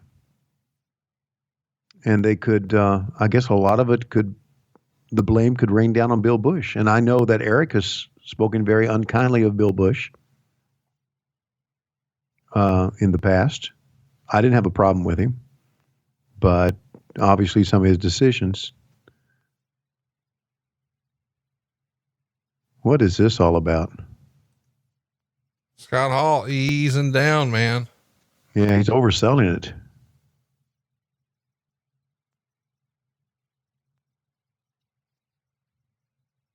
What about those World Tag Team title belts they got on? Like them? Nope, I do not. You? Yeah, I think they're unique. Got kind of a round look about it. I like the ones before that better. Yeah. I know you don't like the new Intercontinental title. Nope, I do not. Yeah, that thing sucks. I'm glad you think so too. What do you think of the AEW tag belts? I love anything the AEW has. Thank you very much.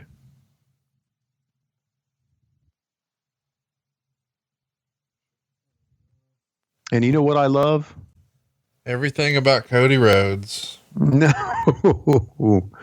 Well, yeah. Everything about Tony Khan. Yeah. And the Bucks. Everything about Matt and Nick Jackson. And Kenny Omega. Everything about Kenny Omega. No, I really like Rio. I really do. I think who is Rio? The women's world champion. Oh, I thought her name was Rio. Rio. Oh, like Brazil, like RIO. I thought it was RIHO. It's Rio. Oh, well, you've been saying Rio this whole time. Oh, I have? Yeah, you should probably just keep saying, great job, JR. I agree, Jim. Anyway, I like her. This is great, Excalibur. I like Riho.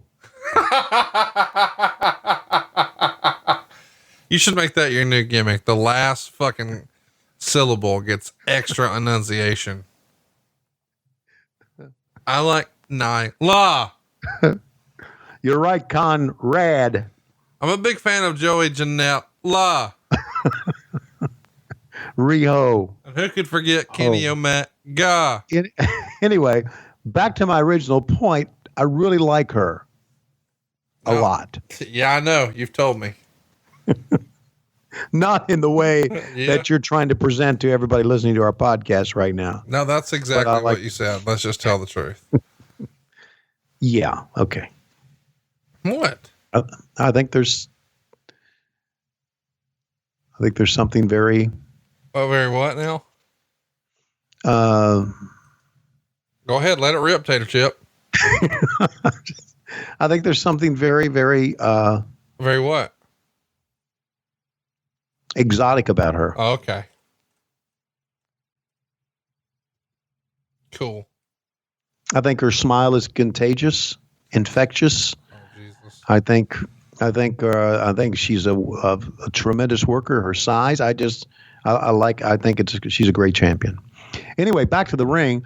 I'm going to call a spot. There's a double clothesline or double lariat, if you will. You know, I can always tell when Tony's uncomfortable because he'll start calling wrestling. I wonder if he used to do this in real life. Lois would be like, why did Pizza Hut just send you a topless picture? Full arm dragon twist. Up and over he goes. 1, 2, he got it. No, he didn't.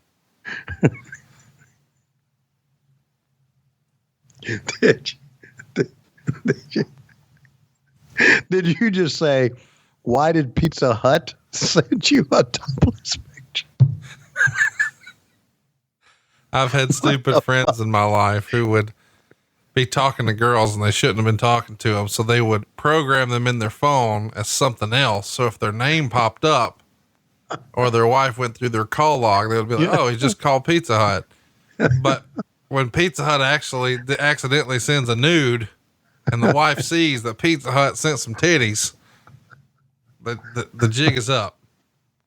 Or when you called Pizza Hut like 14 times between 4 and 5 a.m.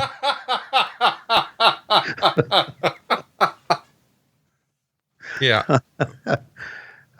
Apparently Scott Hall was okay. I didn't see that coming. Did you? No, I didn't either. We fooled them all with that one. And the fans are reacting more than they've ever reacted in this show.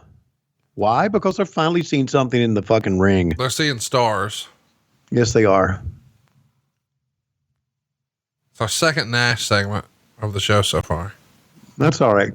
It's happening in the ring. I'm not shitting. I'll be quiet. Did anybody do the crotch chop better than Scott Hall? No, the best. I think Scott Hall's the best crotch chopper in the history of crotch choppers. When he chops the crotch, look at that. And I know the DX did it, but Scott Hall's still the best. I think of him when you chop a crotch. How about it? Who the fuck is this? It's Lex Luger and Miss Elizabeth. He's about to kill. Oh my God. It's Lex Luger and Sting Paint.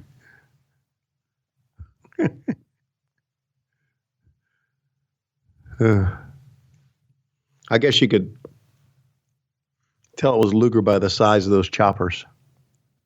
No, his nose. Luger has a very specific nose. We all do, Conrad. We all do. Well, especially people like you. And Flair. Man, I was trying to get you with that one because I thought you were going to, what are you saying? Italians? Yeah. Are you? The only time I've really tried to bait you on some race shit, you fucking don't take the bait. What the hell? All right, here we go. Here we go. Oh, goddamn. Where's the real life fast forward? I'm Jeff Jarrett with my Bob Vila glasses, here to tell you how to draw no dimes. That's right. See all these empty seats? That's because of me. One empty seat. Yep, there's an empty section right there. Two of them up there. If you can see my guitar, stand up. That's right. Nobody sees it because, well, I'm not. There's nobody here to see. That's all right. Interesting. I was reading the first manuscript of JR's new book. Yeah, you that told comes me out in week. March. Fuck, I never got it. You want me to send it to you? Oh, you still have a copy? Yes, I do. Man, you could have brought it to No Holds Barred Christmas along. Sure could have. With my Nitro piece that you've been promising me for 4 years. Mm-hmm. Right. Anyway, he talks about. I'm keeping your Christmas present, by the way. Okay. He talks about Jeff Jarrett leaving to go back to WCW and leaving to go back with Vince Russo and how all that transpired. And Hold him up. yeah, well, it was disturbing. Because, Jim has a job that I think no human being would really want. I agree. That would be head of talent relations with the WWE. I agree. Which means you're in charge of payroll, which means you got to hire and fire guys. And yes. What do you think of those Bob Vila glasses that Jeff Jarrett wore? Yeah. Sucked. Wonder how Jeff is enjoying working behind the scenes with Vince right now. Probably hates it. Probably hates it. Absolutely. I was thinking the same thing. I'm thinking he likes the process, but dude, that travel, that's such a grind, man. I mean, you really got the cushiest job ever with the scam you pulled on them. Cause you were almost having to really work. Would you stop going back to that point? Well, I'm just saying, like you're fussing. Well, we're talking about Jeff Jarrett right now. We're not talking about me and anything that you might think about me and the job that I'm doing for AEW right now. Would you talk about Jeff Jarrett and his job, please? I will. Thank you for asking. As you know, Jeff Jarrett's my great close personal friend, and I was talking to him the other day, and I guess it was around Thanksgiving, and I was asking how it was all, it starts with the same thing. Hey, happy Thanksgiving, man. Hope you and the fam have a great one, blah, blah, blah. Right. And eventually we get down the rabbit hole, and I'm like, how you liking, being back in New York? And he said, oh, dude, it's fucking a brutal schedule. I've got to fly to one town a week, and I have to get up early on Thursdays. It's more than I can bear. And I'm like, what do you have to do on Thursday? And he's like, I have to drive 8 miles. And from my house, I have to leave my house, and I have to stand in front of a green screen with a bunch of young, energetic people who solely have jobs to make me look good at something I haven't paid attention to in 21 years. And it's tough, man. Sometimes I don't get home till after lunch. And I was like, God damn, dude, I don't know. If I was you, I'd really start working on some other gigs. So, well, I hope he plows through it. It's pretty rough. I mean, it sounds horrific when you think he has to go to one town a week, buddy. Mm-hmm. Yeah. Every week, well, not every week. Some weeks he's like the week of Thanksgiving, he didn't go anywhere, Right. Mm-hmm. He went to Hawaii instead. Hawaii, of course. I had a feeling that's where he went. Yep. I hope he can plow through it. In the meantime, plow through this.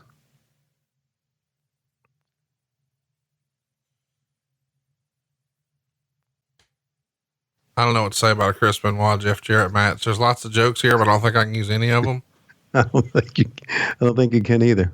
So I think we'll just, I was talking to Jeff the other day, and he had just ordered a Caesar salad. And I was like, dude, that's like the fucking JJ Dillon special. Yeah. And he's like, no, the JJ special is when you get it with a flatbread. Yeah.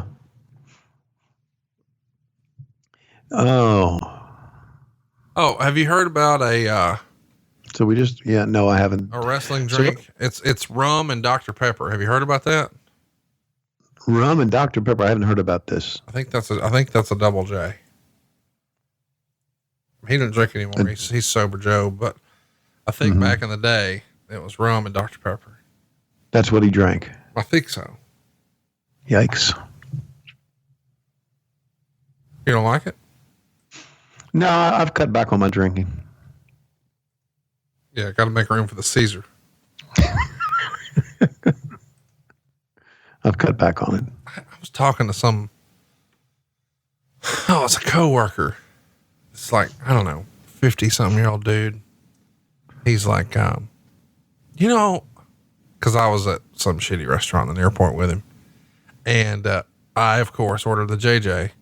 So he says, as I'm like halfway through, I've always wanted to make a good Caesar dressing. I just fucking put my fork down and just looked at him in the face like, what the fuck did you just say?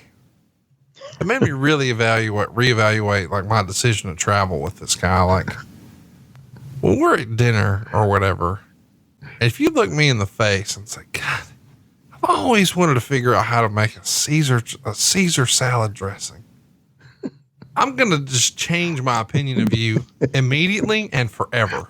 You're just a tough guy to deal with on the road, aren't you? Who the fuck aspires to make Caesar dressing?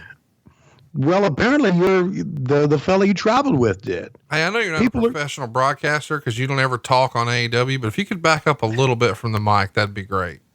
Okay, how's this? That's better? Much better. That sounds like you know what you're doing now. Okay. All right, that's there right, you go. Jim. That's great, Excalibur. Dude, if you slip a shit in next week, you can get a shit in before anybody else, and you will take their shit.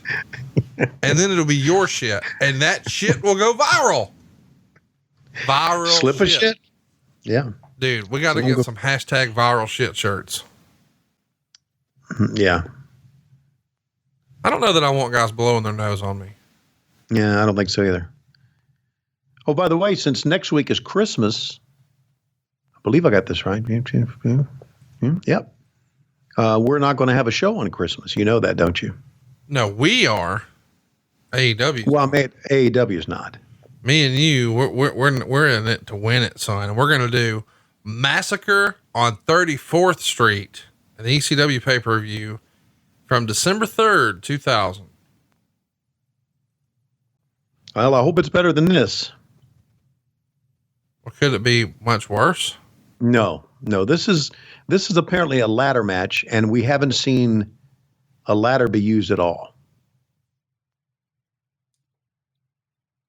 So now we've had Scott Hall feign an injury, and here comes the ladder. Thank you. And now Jeff Jarrett's going to fake an injury. So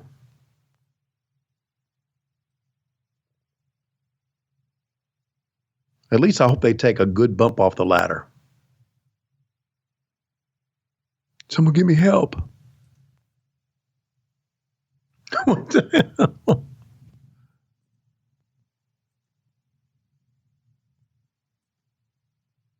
Now that's pretty cool.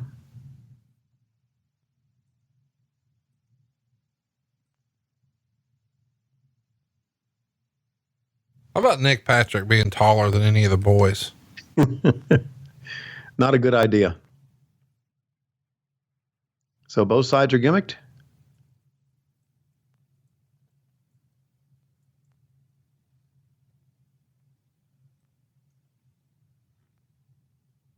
Talk about the show here, Tony. We got dead air. I thought you were good at this. Yeah, I'm trying to figure out where they're going with this. Just use your mouth, you know. Okay, well, hit him with the guitar in the head, takes the gimmick ladder down, throws it over the top. You're right, JR. You're right, Excalibur. You're right, JR. And now here's the real ladder. Cheating motherfucker. That'd be a good term to use during Dynamite 2, wouldn't it? Cheating motherfucker. Wouldn't you like that? I love that. Yeah, I know you do. But I don't think you should do that one. Yeah. I think you might get in real trouble on that deal. I think I might too. And I don't think our listeners of What Happened When realized that I didn't cuss that much until I met you. Oh, that's bullshit. There we got it. U.S. champion, Jeff Jarrett. I think it was pretty inventive, don't you? Even though it's a shit show. Sure. No, really. I mean, think about it. Somebody gimmicking that's a very creative way to do it. Not necessarily good way, but it's something different, something creative. Jeff Jarrett, I don't know about you, but we're back here with you. And I don't know if you've heard the things that Conrad Thompson said about you not being able to draw a house, blaming all the empty chairs in this arena on you. You have a response to that. By the way, just so you know, that's actually a quote that can be attributed that's played all the time. Come on. Oh, Mike Graham.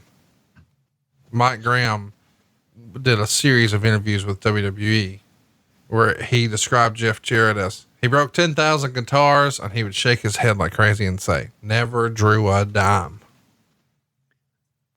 So me saying that is just that. I think Jeff is the top 5 most interesting people in the history of wrestling when you think about his crazy story. Okay. Oh boy. Sid Vicious. Add him to all this. Now these kids are excited about seeing someone come to the ring.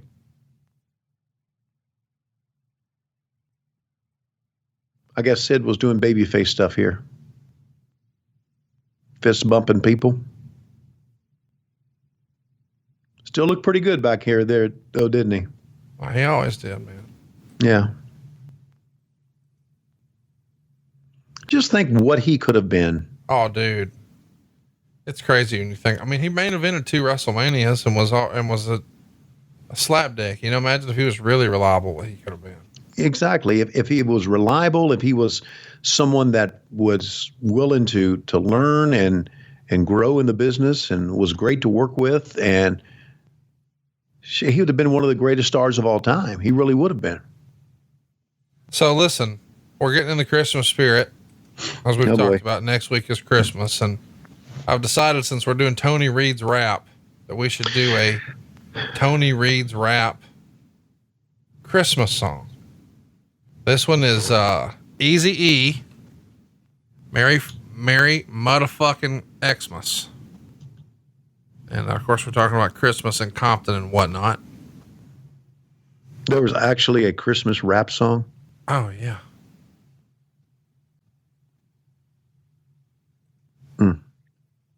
I got the beat. Whenever you're ready, you got the lyrics in your inbox. All right, hit it. Merry motherfucking Christmas. Here we go. Come on over, honey, and give your... Come on over, honey, and give your Uncle Dolomite a kiss. Well, what you want, baby? Would you tell me a story? You want me to tell you a story? Hell yeah, me too. Yes, honey, I'll tell you a story about the badass Eazy-E. He was drinking whiskey and gin at the age of 3. Listen and listen well. He a bad motherfucker. Give me that goddamn book. Here, let me read you this one. Christmas in Compton. It was a silent night, yes, a holy night, until Mr. Claus turned into Santa motherfucking right. Decked the halls with boughs of holly. Tra-la-la-la-la-la-la. 'Tis the season to be jolly. Merry Christmas, motherfucker. Merry motherfucking Christmas and a ho-ho-ho. While I'm riding that cot under the mistletoe. Now dashing through the snow in candy red top 6'4". Over the hills I go, laughing at this hoe. Nuts on rich and rings, making me feel right. Oh, what fun it is to know that I'm going to get this pussy tonight.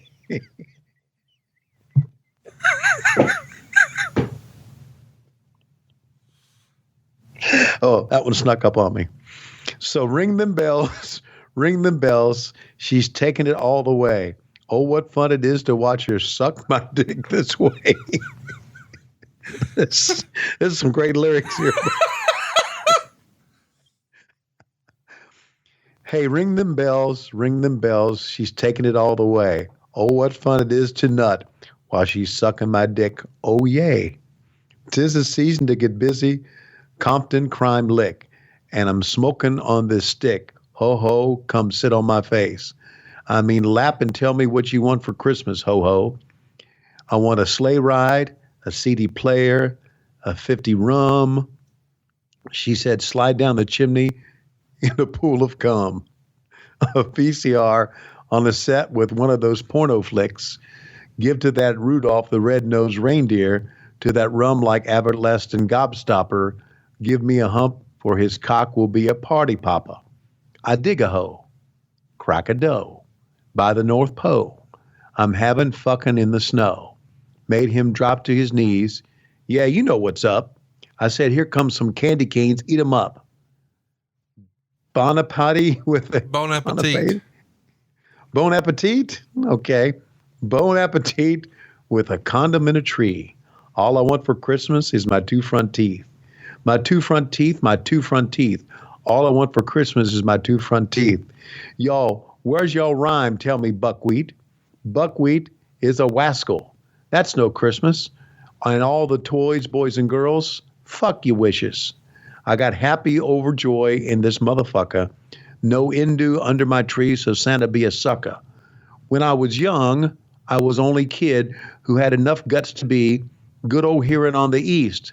I'd stay awake just to let America know that Santa was a fake. I used to believe in Santa Dick, and I used to believe in Saint Dick when Elvis was alive. But all the fucking bullshit got played when I was 5 years. Oh, just saying young, bold Dayton, singing Silent Night, Carol reciting. Now I want for Christmas is my Indu wreath. I got 2 front teeth. Uncle Jeezy be the question. Just spread me a leaf. Little kids don't cry when you find out the Santa Claus is just a fucking lie. On the 3rd day of Christmas, my homeboys gave to me 3 pounds of Indu, 2 birds of cocaine, and a motherfucking K-bitch. Easy E. Show us how you treat those bitches. I saw mommy fucking Easy E. Close the door, little bitch. I'm getting these draws, and I'm telling my daddy, if your ass don't stop, I don't give a fuck. I'm getting Christmas caught. Ho, ho, ho, and away I go. Old Saint Nick got a dick like a hoe. Where is this? Question.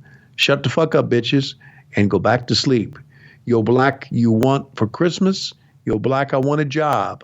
Corn on the cob. But a guy will eat them chicken and chitlins, watermelon, cornbread, and some food. Who's climbing in my window, smoking up Indu? Boy, this song goes on for fucking ever.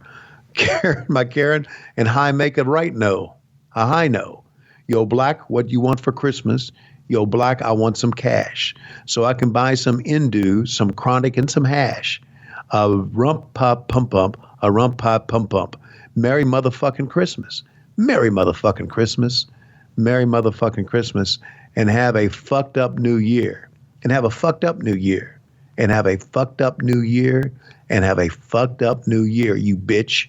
They all went to prison, and they lived fucked up lives ever after. The end. There you go. Speaking of the end, we got Chuck Zito on Nitro. Well, you want me to start reading it a little bit more? That's the whole show.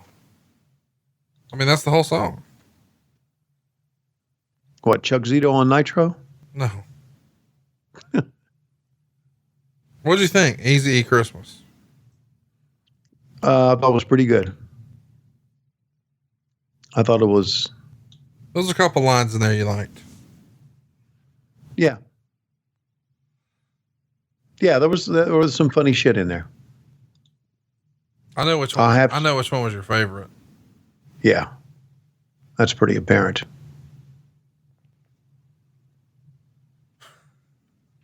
Give me a time code now, because I lost my time code reading this bullshit. I'm at 143, 44, 45, 46, 47. The Varsity Club's coming out with Come On, I Wanna Lay, I'm sorry, Lay a Meow. By the way, just so you know what the original song sounded like. Mm-hmm.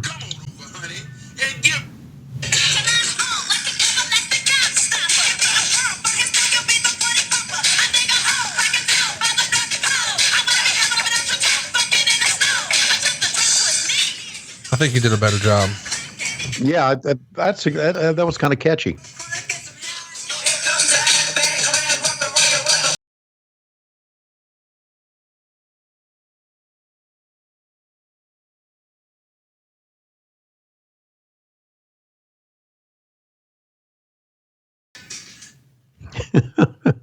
That's what we were doing at my Christmas party this year. Mm-hmm. That's what you missed this past weekend. Eric Bischoff on karaoke singing this with his lovely bride. That's nice. Merry motherfucking Christmas. You know, I just thought when I just saw Kevin Sullivan come out. He's still alive.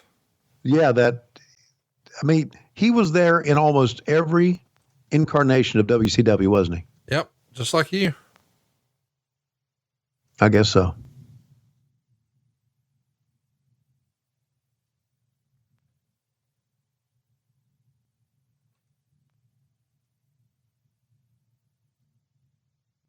Wow. I don't remember who Midnight was. Well, you've blocked out a lot of WCW stuff, haven't you? I have. I blocked out a lot of stuff. You think you're already doing that with AEW? Nope, not at all. Just soaking it all in? Soaking it all in, enjoying every bit of it. Of course you are. Going out at the early in the day and talking to the guys, getting to know them, trying to find out something about them. It's a good look. It's a good working relationship. It's a good working relationship. It's a good working atmosphere. That's what I want to say. It really is. And if you think about where I came from, that sucked. Tony, I hate to do this to you, but you're gonna have to do a couple minutes by yourself here. Why is that? It's one of those rare moments where it's got all over me. You got to go take a poo-poo? I'm about to shit all over myself. And it takes you 2 minutes to take a poo-poo? Well, I'm gonna see how fast I can get it done. If you want to time me, we could do like a series here on the show where it could be like a personal best or whatever, you know? All right. Before you go, give me a countdown of where you are. Buddy, are you not watching the same show I am? Well, I want to make sure I'm at 146, 27, 28. No, 29. I'm about 10 seconds ahead of you. I'm at 146, 41, 43, 44, 45. Gotcha. We're right on time now. All right. 146.50 and I'm out. Well, there he goes, ladies and gentlemen, boys and girls and Wish me luck. podcast wrestling fans. Fuck you. I'm talking. Shut up. Go take a shit. Wrestling fans all around the world, podcasting fans all over the world. Conrad Thompson has gone to take a shit. And while he's gone, I think it may be a few moments for us to all to get together and whoops, hang on a second. I was going to say something nice about Conrad, but Leia Meow got my attention. Where was I? Oh, there's Kevin Sullivan. I was going to say something, have us all think of good thoughts about Conrad Thompson and what he has meant to us here in 2019 as we kind of put the wraps on a year. And speaking of them by bottom of my heart about, Conrad and I give each other a hard time on this podcast. And I'd just like to say, fuck him. And I feel so much better. Okay, so at 147.50, and he's been gone for 1 minute in taking this shit. And I really don't think he's really gone to take a shit. I think he's fucking around with us, and I may have to end up doing this whole show by myself. Full arm dragon twist. Arm bar. Another full arm dragon twist. And Mike Rotunda reverses. Johnny Boone, your referee. I remember that much.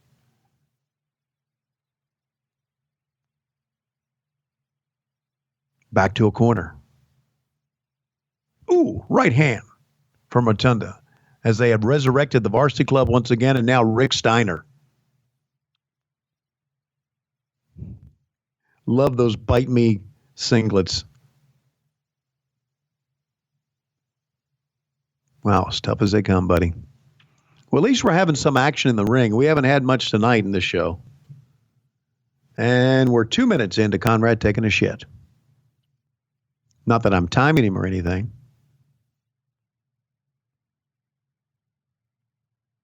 And now back to the corner again.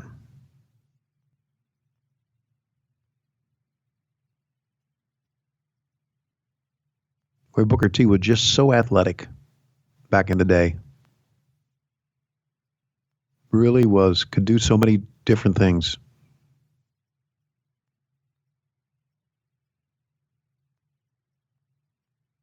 Ooh.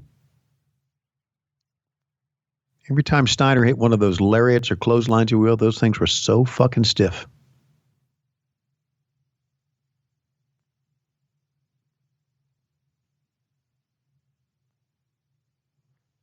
I often wonder now. I saw Mike a couple of years back when I went backstage in the WWE. I often wonder, and I didn't talk to him about this, but what do you think of his son's success and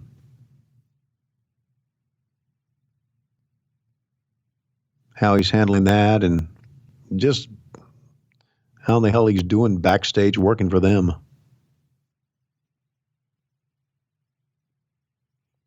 Let's see. We are more than 3 minutes into Conrad taking a shit right now. You still talking? Yeah, I'm still talking. That's good. Are you back? You back? Yeah, I'm back. Well, come on, because it's almost a 4-minute shit. That's not bad.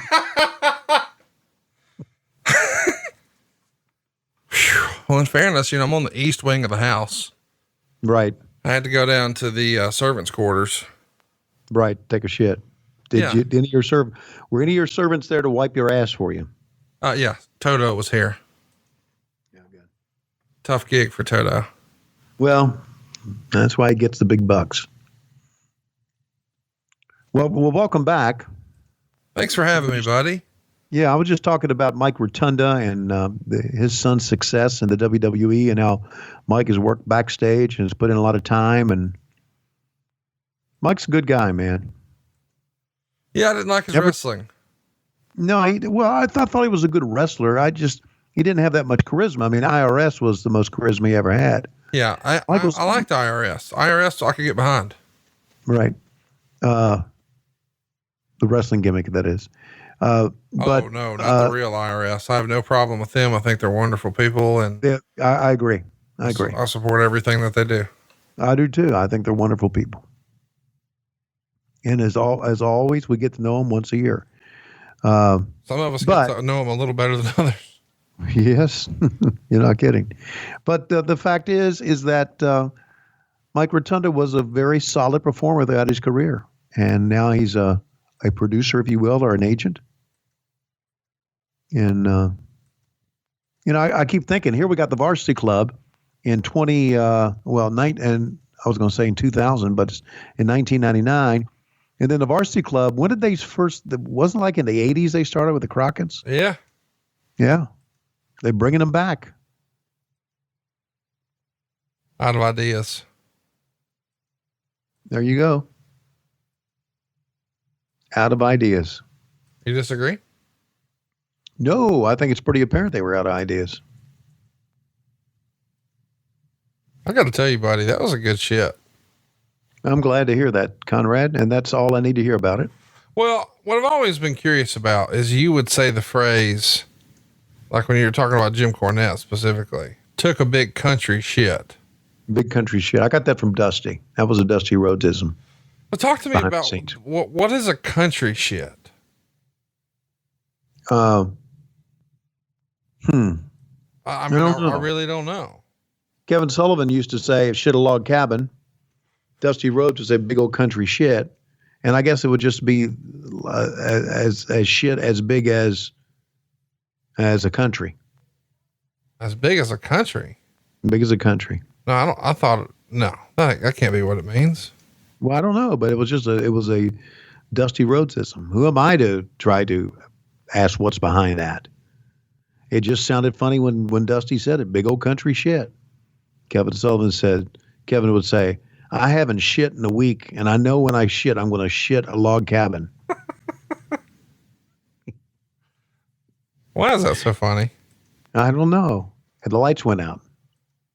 And I'm almost thinking that it wasn't a gimmick, that the lights probably really did go out on us. It would be great if they were. Oh, it's because midnight's in the ring. Oh, midnight. Got it. It would be great if the lights went out because there was a merciful God.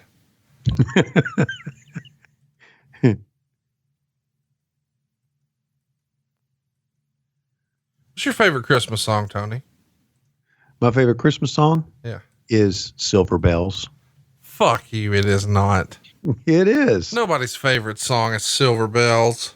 It's, you know what? It didn't matter what I said there. You were going to say, fuck you. No one's favorite song is Silver. How about Grandma Got Run Over by a Reindeer? Okay. I could get that you like that one. Okay. No, Silver Bell's my favorite one. Well, You know why? Because it's Christmas time in the city. the best Christmas song is Christmas in Hollis. Oh, hold on. What the fuck? This is PG-13? Yeah. You don't know about them? Fuck.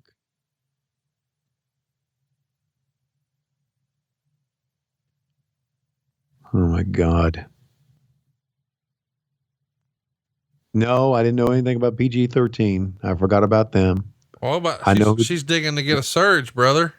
Yes, she is, man. You tell him, Daphne. Yeah. She hates me, boy. Really? Yeah. What'd you do to her? I was on a podcast where Bruce Prichard told a story she disagreed with because I didn't know all the facts. She hates me. No, get your facts straight before you could start telling stories. I didn't tell a story. He told the story. How can I speak to a story that you were there for, but I wasn't? If you tell a story like that, I'll just listen. DC. Mm-hmm. Yeah, I always thought she would say, hey, next Monday, December 27th, 8:00, New Year's Eve. The original plan, as Eric has told us, was to do a stadium show where half of the stadium was going to be a Kiss concert and the other half a wrestling show. Of course, that didn't wind up happening. Eric's gone, et cetera, et cetera. Wow. Let's hear it for Eric thinking that in 1999 we could do a stadium show. Oh my God. How about it? My brother-in-law. Oh my God. He looks like that now, by the way. I'm sure he does. Same circles around his eyes, but now, and a golden crowbar. So now it's up his ass. Sure. When he thinks of what he could have had, I'm sure his eyes are like that. What do you mean what he could have had? You know what he could have had. How about he already had it? Yeah, but keep it. Who wants to keep it for real? When it's Stacy Keibler, I think I would. Nah. Fucking down with David. I love you. They got you tickled. Down with David. No. She could kick me anytime like this.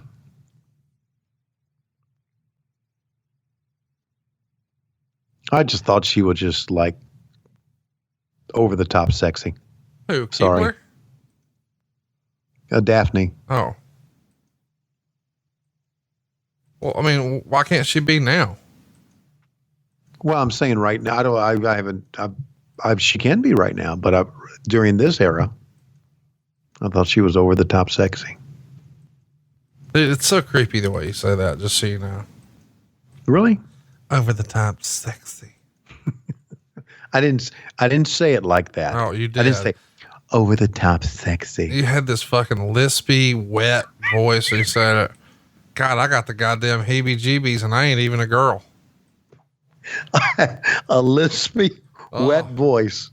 She's just over the top sexy. She was. Fuck. Little bitch. God, I got to shower. Did the Dynamite come early this week? I got to shower now instead of just wait until after.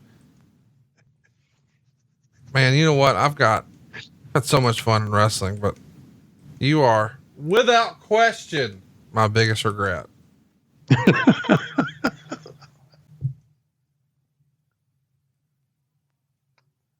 Well, I'm glad I'm something in your life.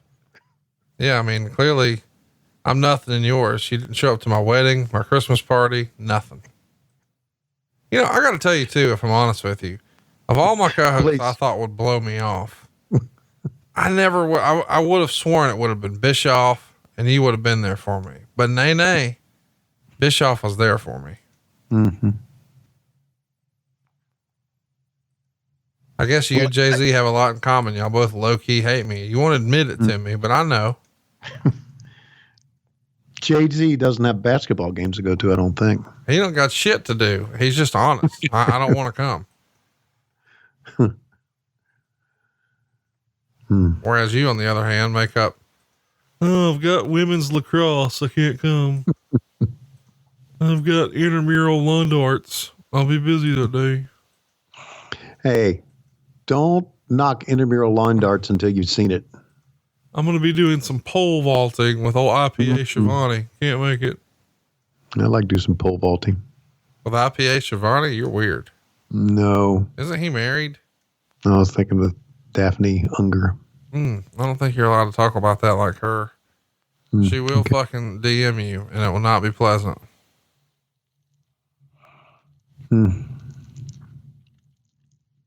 Oh, you know what? You could probably figure out how to talk to Daphne. She's friends with your old pal Francine. Yeah.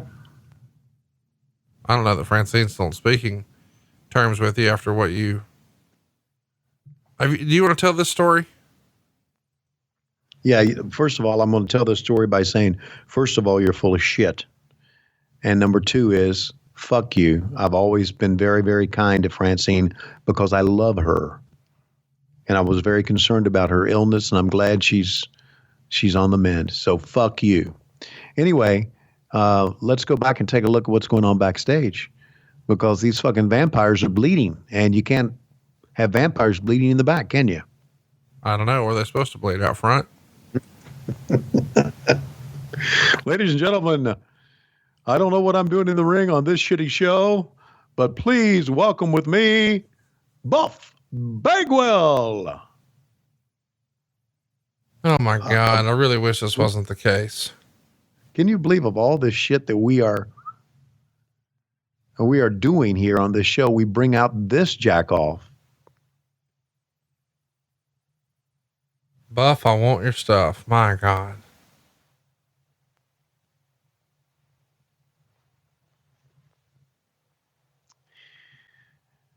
Yikes. Well, the good news is we haven't got into the Roddy Piper backstage story yet within the last 20 minutes or so. Did anybody consensual.com? Do you see that in the background? Oh yeah, I see that. Right.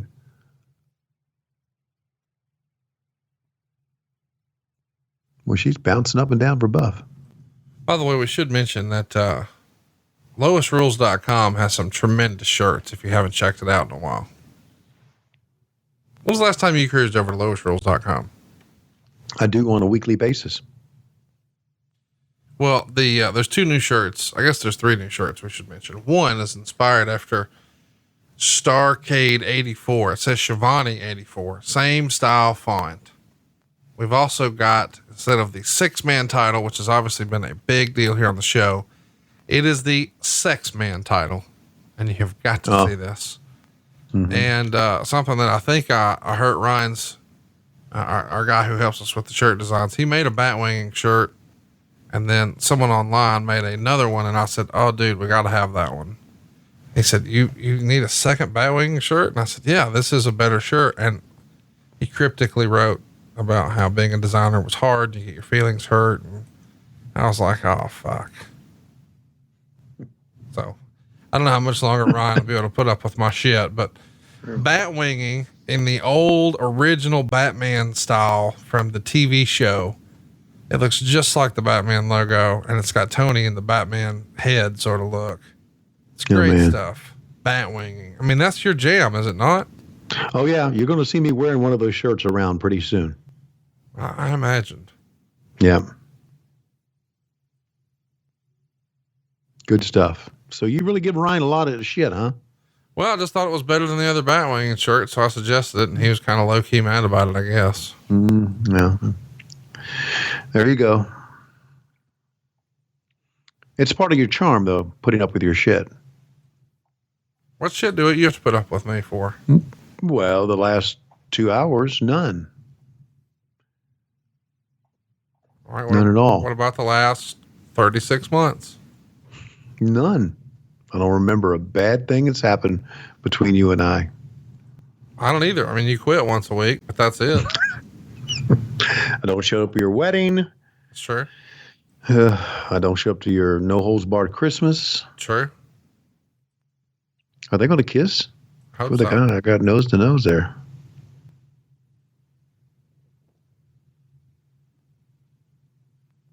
Is it impossible to like Buff Bagwell? Yes. I'm glad to hear you say that because I was thinking it was just me. Mm-hmm.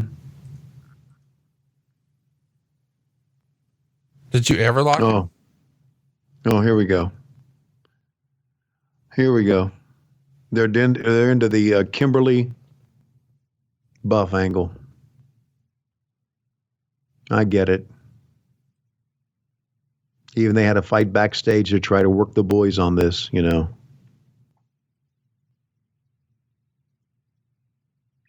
And now Gene's going to bring it out that it happened in the backstage. Oh, boy. Back in the day, you ever have Lois try to back it up on you and you had to pick out the stray toilet paper?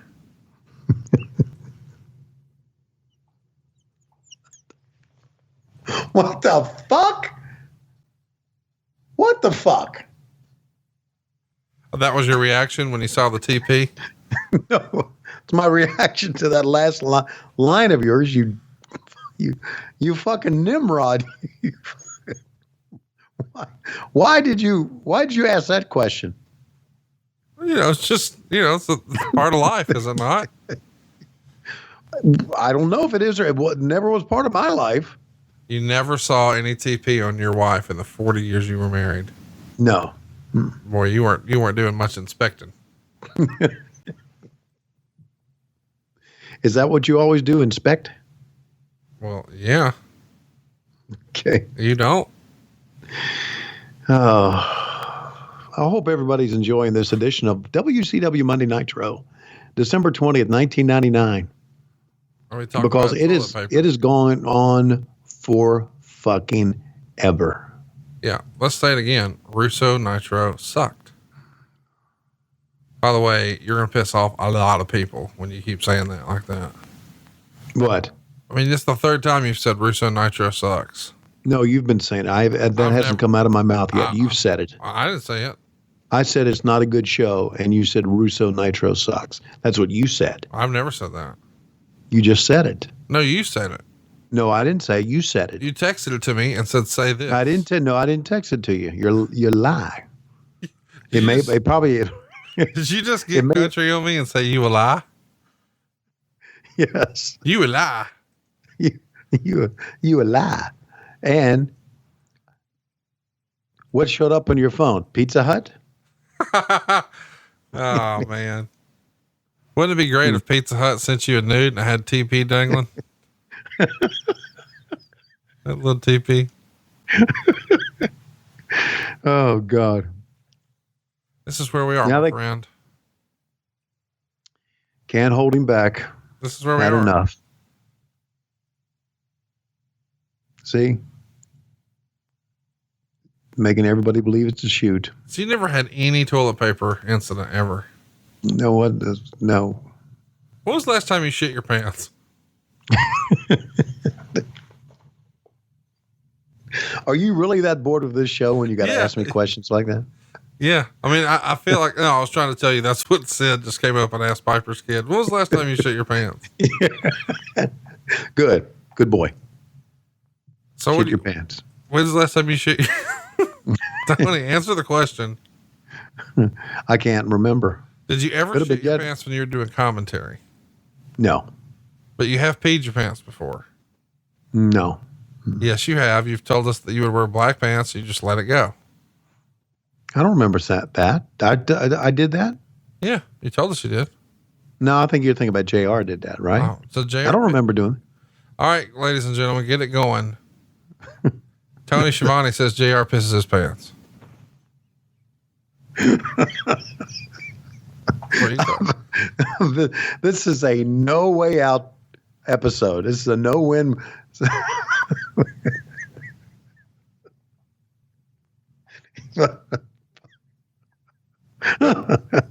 Fuck you. I mean, that's what you said. Fuck you. You said it. I don't know what JR. Oh, yeah, it came out of your mouth. No, I didn't say asked, and you said, You instigate, JR. motherfucker. You said you My must God. have been thinking of JR. Piper's giving his 10th promo of the show. Oh, Lord.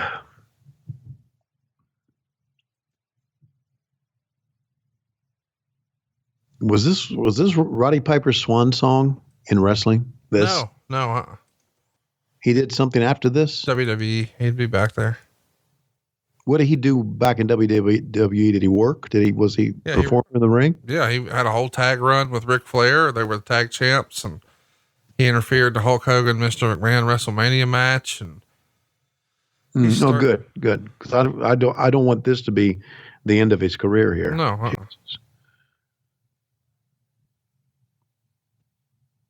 My God, he's going on and on and on and on and on.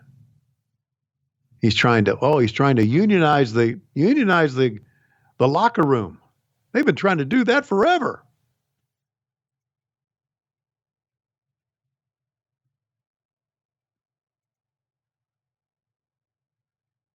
You got to give it to Piper, man. Even though as lame as the storyline would have been, he's working hard with it. Oh, there's your buddy. So are you going to tell us look at that surge? Please tell us the last time you shit your pants. I can't remember the last time I shit. I told you I shit on the. I told you a story about me shitting on the carpet. I do remember that.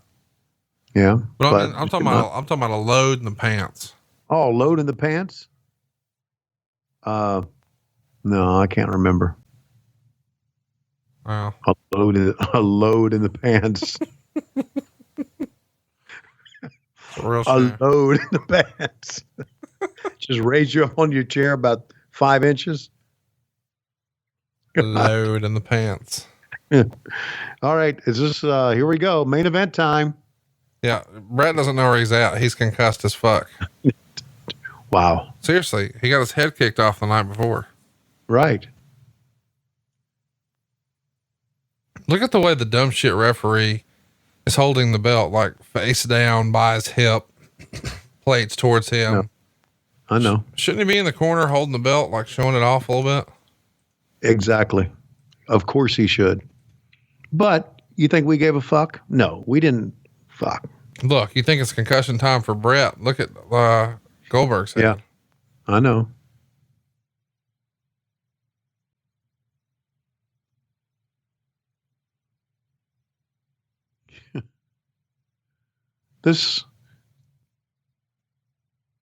I always thought this walk was overdone. Should have been done just for the big pay-per-views. Mm-hmm. Exactly. Not every show. Not every show. See, you and I agree on that. You know what I think would be cool? And what would that be? If they introduced Jim Ross like this on AEW for the main event. Yep. Until you get like the big walk and JR meant it was main event time. Don't get me wrong. I love him doing the whole show, but I think you could really make the main event feel special. Sort of like they did with Michael Buffer on big pay-per-views or whatever. Right. If, you get that Goldberg shot of JR and you hear the Oklahoma theme song and Excalibur says, oh, you know what? That music can only mean one thing. Your main event is next. Right. That'd be cool, man. But then that would require you to do actual work. I know you don't. No, I don't want to go there. Oh, of course not. I don't mean to even insinuate that you would want to do that. Well, you got to say for the show, and I was just reading what some of our commentary there. I think I said or Mike said it was a very memorable night. It was a very shitty night looking back at it, but it did have a lot going on. It had so much going on that nothing really meant anything. Yeah. And that's where you just had too much.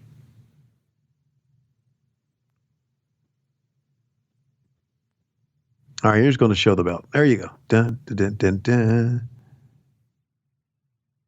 Billy Silverman is your referee. All four corners of the World Heavyweight title. Brett not knowing where he is. Nope.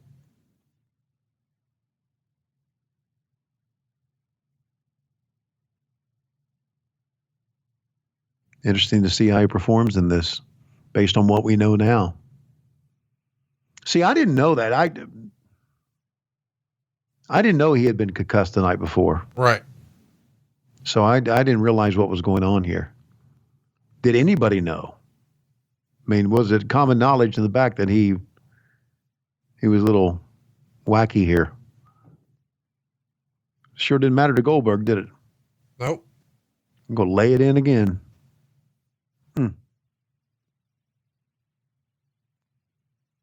Fuck, man.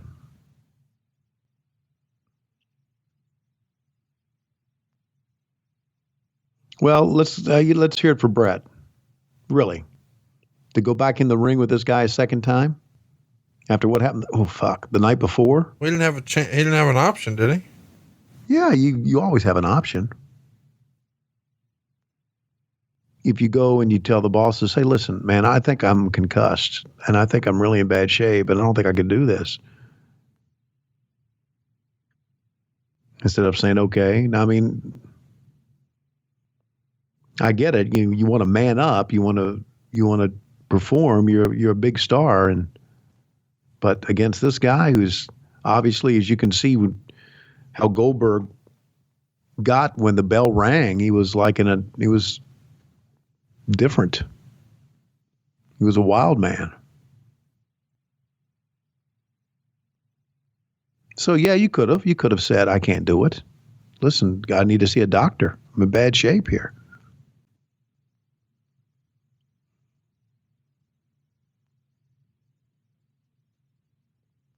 But Bret Hart, fuck, giving it his all here. So I respect that. Do you respect that? Of course. Yes, I really do.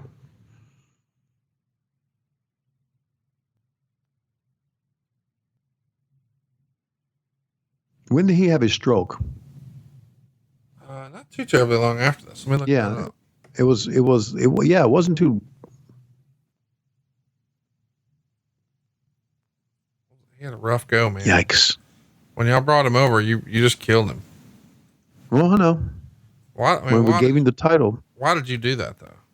Yeah, okay. Blame me for it. It was the next. It was no, I'm sorry, 2002. Okay, so it wasn't too really a couple years after this, really.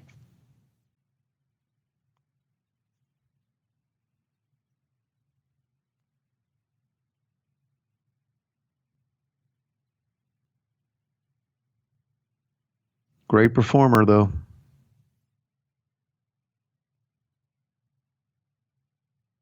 This makes me sad watching this match, knowing what I know now. Oh, dude, it's the worst knowing what you know now. Yeah. And now we're doing nothing but talking about, as commentators here, the Montreal screw job. Jesus. Which is 2 years old at this point. Right. I mean, just stupid shit. I know. And I blame But again, you. it made us seem as a cheap imitation knockoff of the WWE or WWF back then. And that's one of the reasons people didn't like our shit. Because you were knockoff bullshit? Yeah, but no, we were if they wanted the WWE, then they would tune into the WWE, who was doing it better than we were. Right. So that was, I really think that was a lot of the problem we were having back then.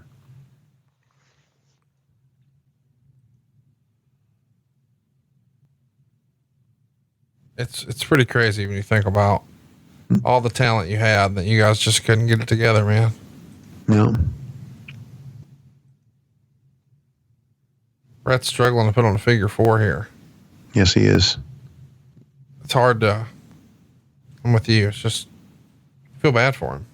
I do too. Yeah, it's not good. Because he's not Schiavone. He's really trying hard. You know? Yes, he is. Who we got skipping down here? Scott Hall and Kevin Nash with a couple of bats. And belts around their waist. Just to remind you, they're the World Tag Team Champs. And they attack Goldberg instead. All right.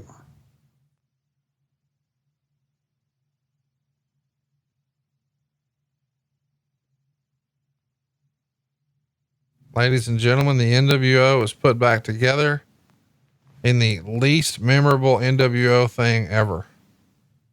This is it.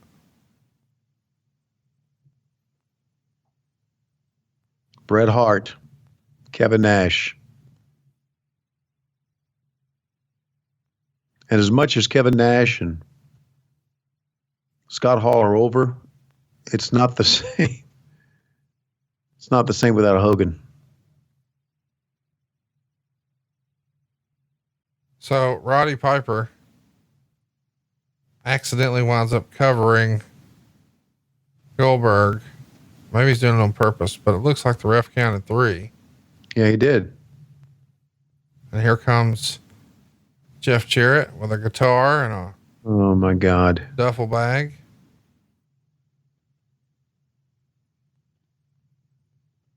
And the U.S. title around.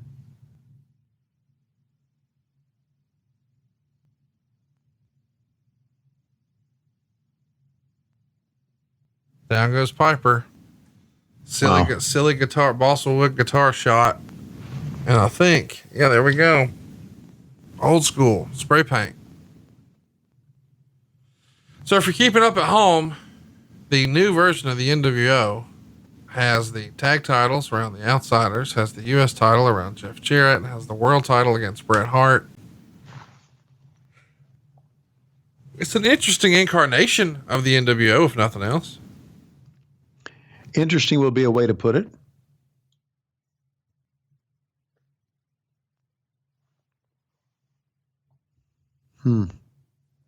Jarrett careful not to ruin any of his gear and just paint on his leg.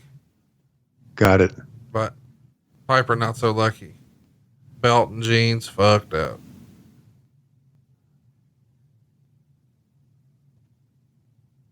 So the NWO is back and nobody saw it coming. It's the silver NWO. Oh, okay. We had the red and the black, right? Now we got the silver. Where you had the white and the black. The white and the black. Or Okay. black and white, and then the red and black. Right. And that was the Wolfpack, of course. Don't turn your back Right. on the Wolfpack. And now, NWO 2000, the silver NWO.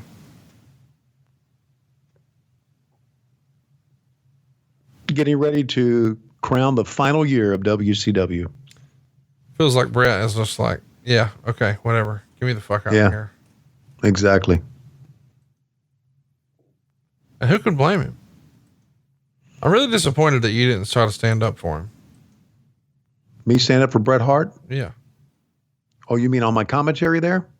I mean, you should have said, guys, he's concussed. He shouldn't be working. But you didn't. Yeah, I should have said that. Yeah. You didn't do shit, man. I probably should have. In hindsight, I just probably should have. Why didn't you But then stand up again, for him? Did you not I made care a lot about of him mistakes. as a Oh, I person? cared. Just, sometimes in the heat of the moment, you make mistakes. You understand that, don't you? Well, I'm just saying, like, he had permanent damage because you made a mistake. Yeah. Well, it's something I'll have to live with the rest of my life. But you've managed to get along just fine. Yes, I have. You know what that says about you? And I'll get along just fine the next, I don't know how many years I live. I really will. Well, that's great to hear. But I feel bad about it, but thank you for reminding me of all that bad stuff. Yeah, that's what we do here on the show. We remind you of all the bad stuff you've done in your life. And it's sort of like confessional on Sunday, except you get paid here. Right. Exactly. Do you want to go ahead and end the show since you're as low energy as you've ever been? No, I'm just, how can you be high energy when you have a guy who's been concussed go in there and try to wrestle again and not knowing who he is? Well, you could go like, doctor, give me the news. I got a bad case of loving you. Tony, when I look at my clock, I realize. What a night it's been here on What Happened When. Oh, what fun it is to know that I'm going to get this pussy tonight. So ring them bells, ring the bells. She's taking it all the way. Oh, what fun it is to watch her suck my dick this way. We're out of time. See you next week. Have a happy holiday on What Happened When. We're on Westwood 1, and on Mondays, we come to you only on Patron. Hogan and Nitro, New World Order and the Crow, Thunder, Russo, Arquette, Champ, Vinnie Mac, simulcast. Tony's back with Conrad, not your classy podcast. Watch along, try not to laugh. Lowest rules, cat bass. This wasn't the initial plan. Tom Zigg's a good-looking man. Klondike Bill, make a chant.